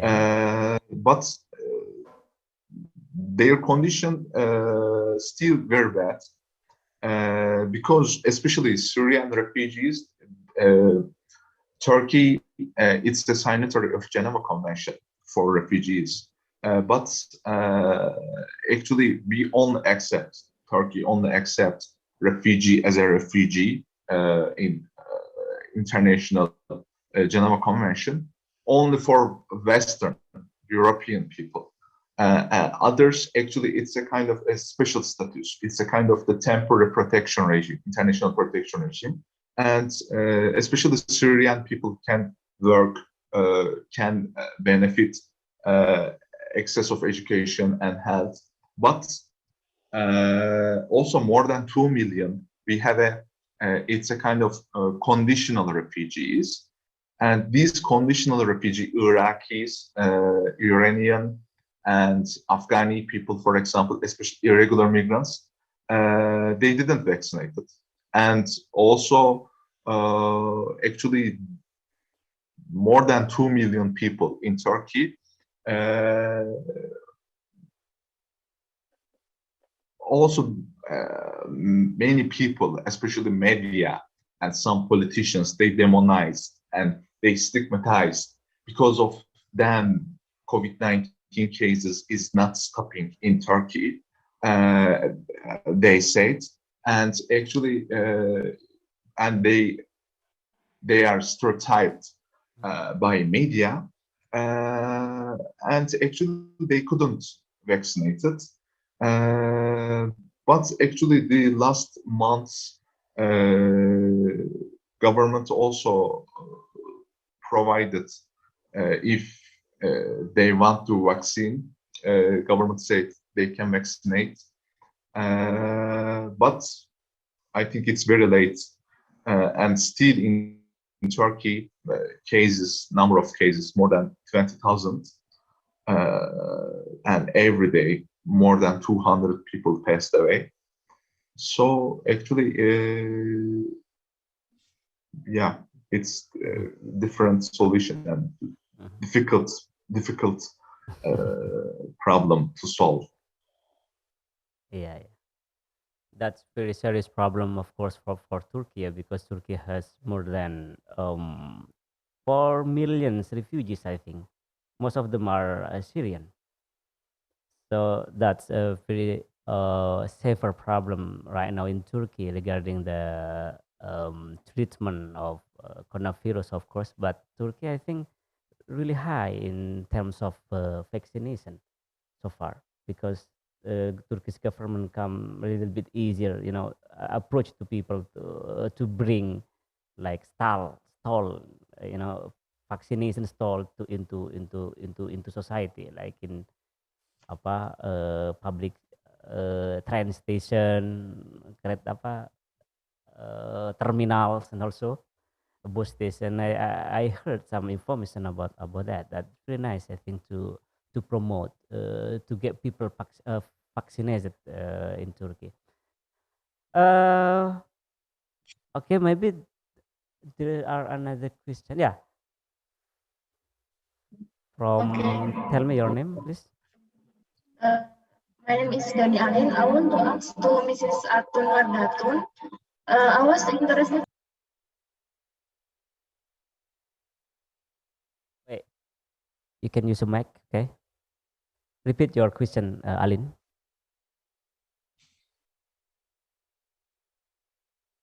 Check. Yeah. Okay. Okay, go on. I was interested with Mrs. Atun Wardatun's statement about what can we learn about work from home. That is flexibility. If we work from home, we can work flexible, but it's very flexible sometimes. Example, when we working at startup, sometimes we must work meeting online at work outside of working home or at weekend. Nah, whereas the woman in the home must relaxing or doing homework too. Example washing clothes. And I think that is makes overload. Whereas in Undang-Undang Tenaga Kerja, I think that is not suggested. But many startup or company doing that. So what is the solution about it? Because I think that can give impact to mental health of some people in this startup. Thank you. Thank you, Alin. There is a question from the students of Sociology department, Ibu Professor Atun. Did you get the point from Alin?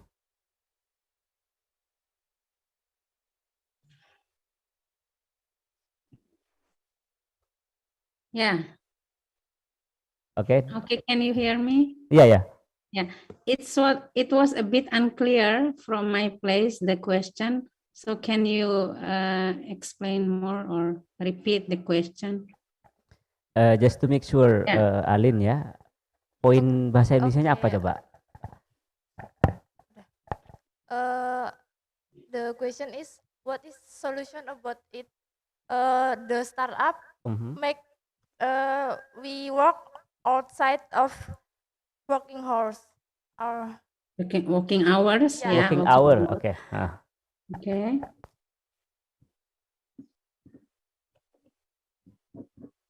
During the weekend.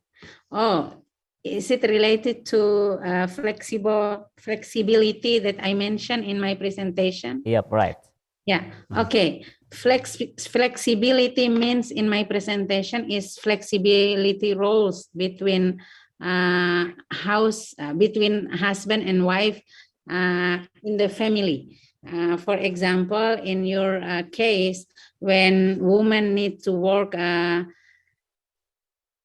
more than their working hours or in the weekend, but at the same time, she has to do household chores, that needs flexibility between the roles of husband and the wife or other members of family in the household.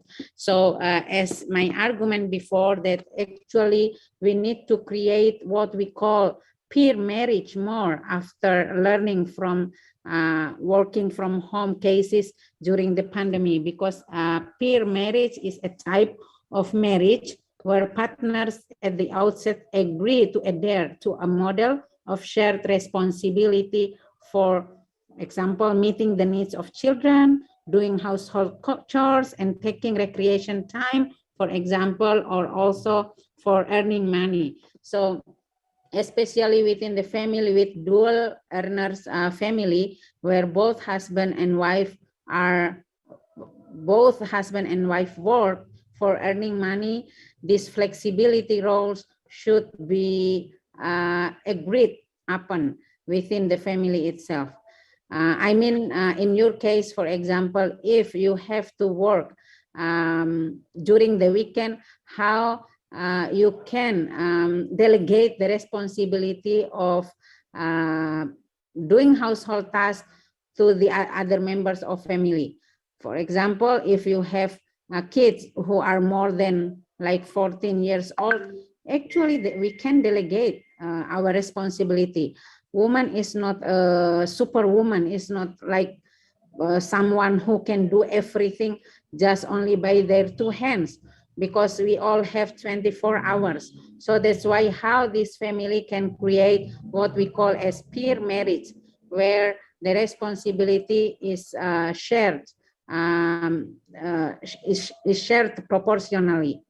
I think something like that, because sometimes the policy within the office or your in this point in your case, the the perusahaan or the place where you work, sometimes they don't have flexible hours, but to adjust to this thing, we have to have flexibility in our family. So that's why I think for the lesson we can learn from our COVID, so flexibility is a key. Because so far we only expect too much from a woman to do everything we need in the family. Yeah, yeah. Very nice description from Ibu Professor Atun ya. Thank you. There is another question for you, Ibu. From Ibu UI, from lecturers of this faculty. Professor Atun, your presentation is very interesting and it is experienced by many women who are married. I want to ask how sociology sees and provides solution to the double burden phenomenon on women during the pandemic, both women with formal jobs and housewives, because the approach so far we often see is from psychological perspective or counseling. Ibu?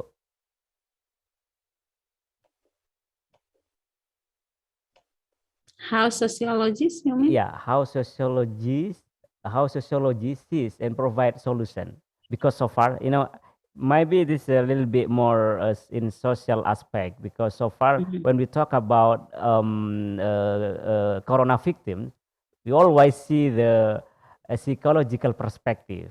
Maybe you have another additional answer on it, please, Ibu. Yeah, I think our society still put so much burden on women. Sometimes even if in our family we have had flexibility or shared responsibility, in Indonesia, for example, in Indonesian context, we still see how society value or devalued women who or devalued men who do the household task. I think we need to promote or counter these values by promoting that it is okay for men to do household tasks. It is okay for women also to have their own time, their own sphere to express their other responsibilities apart from only being housewife or only from being mother. In our case, if, for example, in Indonesia, in Lombok especially, we have tradition that if you see women taking care of their kids' needs, it means that woman or the wife defeat the man. The wife defeat the husband. The husband is someone who lost their capacity or their masculinity. So this masculinity crisis is also part of the social pandemic, I think, because we define that masculinity is someone who cannot touch household jobs. So I think the meaning of masculinity is not there.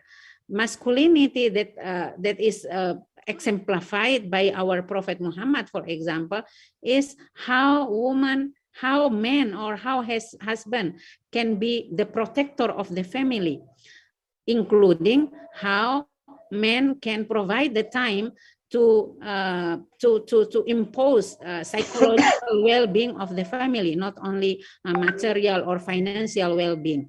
Psychological well-being is also related to how males can spare their time to be involved in family life, in family matters, in family business, for example, because nowadays we've already seen how women want to spare their time to help a husband to be the provider of family financial needs. So if we don't change how family life is for the next after pandemic situation, after pandemic crisis, we will always leave behind women. They will always have multiple burden.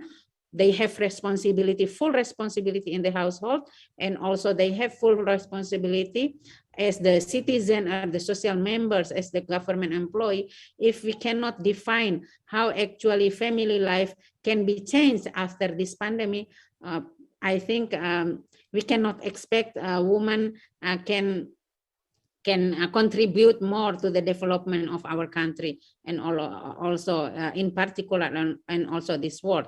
Whereas we know that the number of males and female in this world is just parallel in the same number. Almost half of the population of this world are women. And if we don't give them opportunity to make the best out of 24 hours by only giving them multiple burden in the family, so we cannot expect how this world can be better without the participation of women in the development. I think. Okay, thank you, Prof. Atun. Comprehensive answer from you. There is another question for you, Ibu Atun. Yeah. As we know that when we talk about violent family and also the domestic violence in family, we always think that this is a taboo thing and something that very private, and some people don't want to expose this problem, like openly. And the question is, how can we make the community, institution, and other social institution and families, for example, aware of that problem, and this problem become such a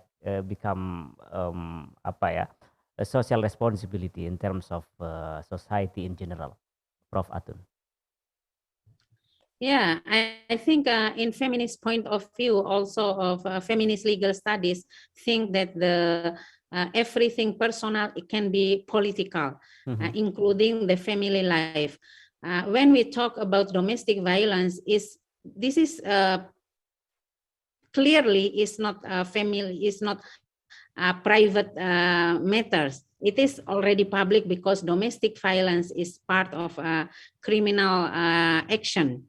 Yeah, so that's why we need to highlight that domestic violence everywhere happen. It's criminal in public life, also in domestic life, because we also have the regulation, the constitution, which highlight that domestic violence is also part of the criminal, and the actors or the one who do this criminal should get punishment from the state and also from social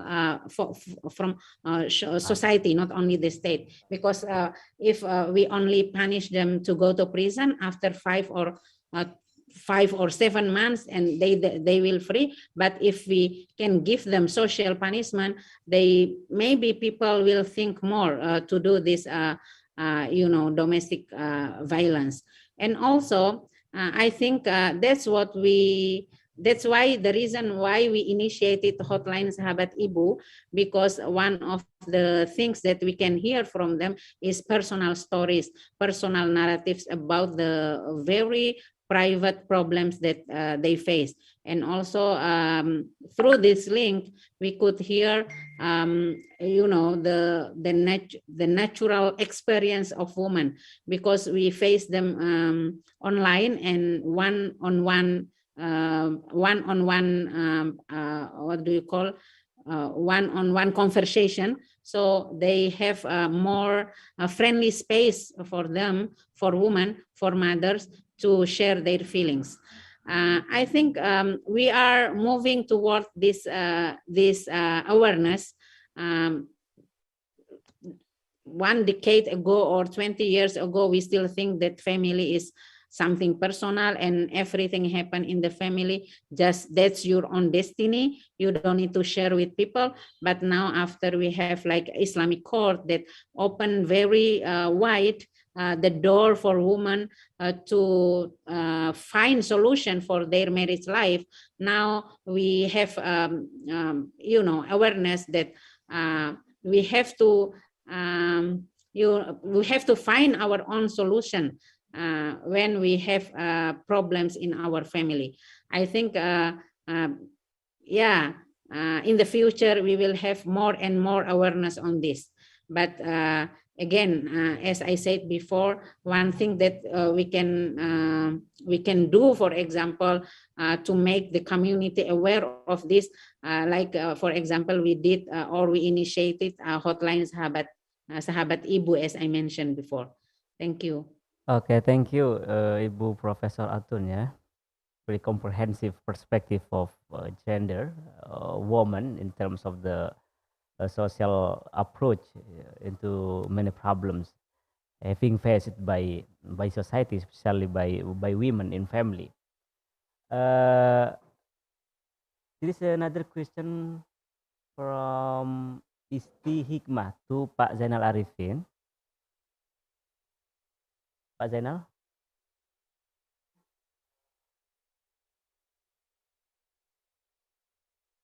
Okay, thank you for the question. For me, do you think that the ritual ceremony performed virtually will not reduce the solemnity of the ritual itself?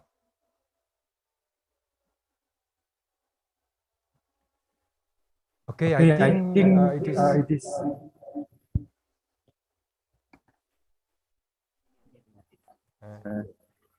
Sorry. Okay, I think it is very different when we perform ritual virtually, with direct or offline activities. But it's only in the beginning, I think, because as we see, for example, for learning processes, that we do regularly almost 2 years. I think many people, both the student and lecturer, they are very enjoy with the virtual activities. So yeah, it is very hard to judge whether the ritual performed virtually is better or not, because we never know which our act is accepted by God. But at least we can have more people. If we do the ritual virtually. At many cases, for example, in Haul is the ceremony for the death of the people, usually ulama. When we held tahlil or haul virtually, the member who involved in the activities very there is more than 100 or 1,000 who can directly send their blessing. So the more people send their blessing, it's the indicator that the ritual will be accepted, or the percentage, the probability of the ritual is accepted by God or not, actually better virtually, in the sense of many or more people will follow virtual activities for right now. But I think during this month, when the level of COVID is low, actually people prefer to do offline activities again. So virtual is not a good choice, especially for those who live in rural areas when the internet connection are still expensive. But for us, for people who live in urban area where we can find internet connection everywhere, I think they prefer to perform ritual virtually. Thank you. There is last question, I think, for this season, because after this we have a break. There is a question from Umi Al-Fatus. Fazen, maybe you can read by yourself on the chat room. Huh? Oh yeah, sorry. There is a direct question here who are attending this meeting. Yeah, tell us your name, from where, and the question, please.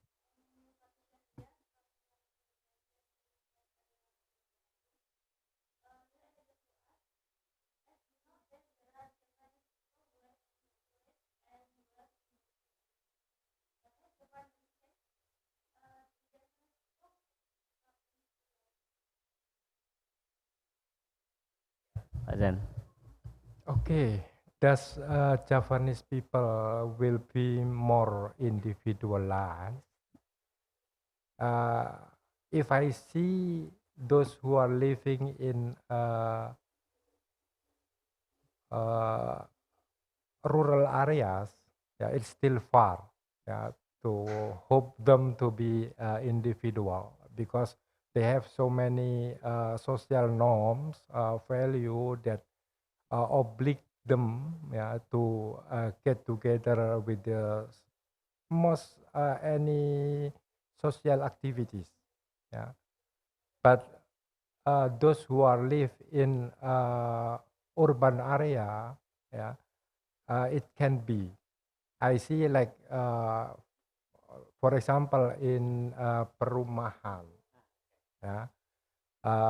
we can see that those who live in perumahan, they don't participate anymore with the social activities, and this pandemic make them easier, to be more individualized than those who are living in the rural area. Thank you. Thank you, Fazen. Nice answer, actually. When you talk about urban society who getting individualistic during the times of virtual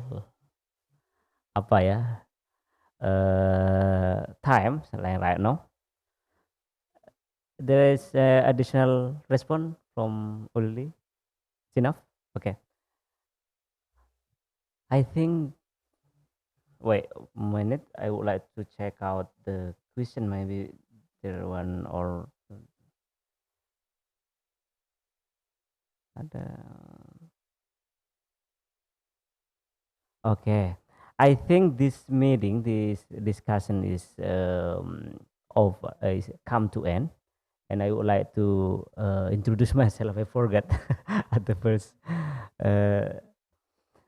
My name is B.J. Sujipto. I'm lecturer at the Sociology department from the Faculty of Social Sciences and Humanities. I'm a moderator right here. I'm sorry for the mistake I made during the session.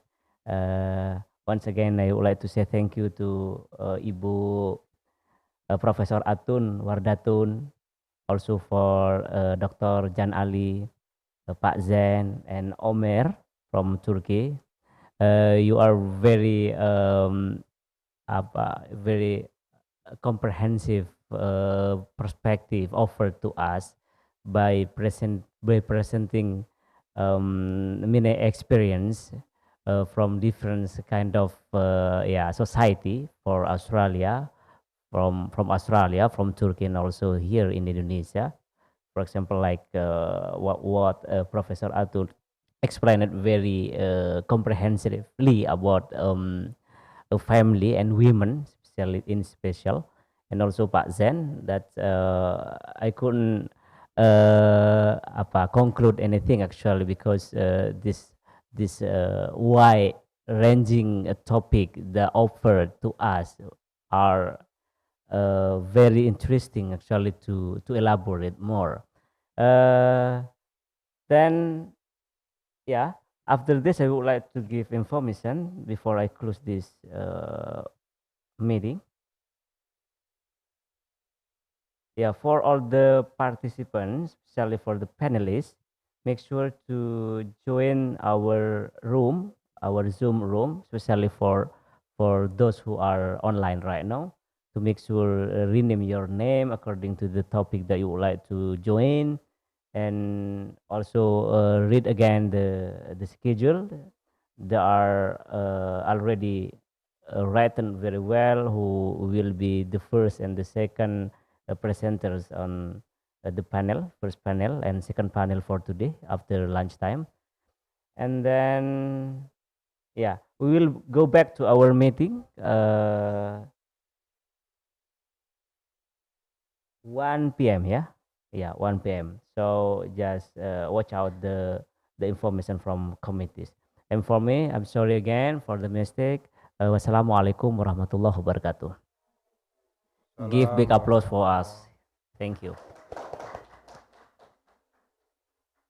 Terima kasih Bu Atun. Terima kasih Sama-sama. Prof. Atun, Terima kasih menarik sekali semuanya. risetnya ini. Nanti kapan-kapan semoga bisa ketemu lagi. Prof. Atun, luar Thank you biasa. Omer.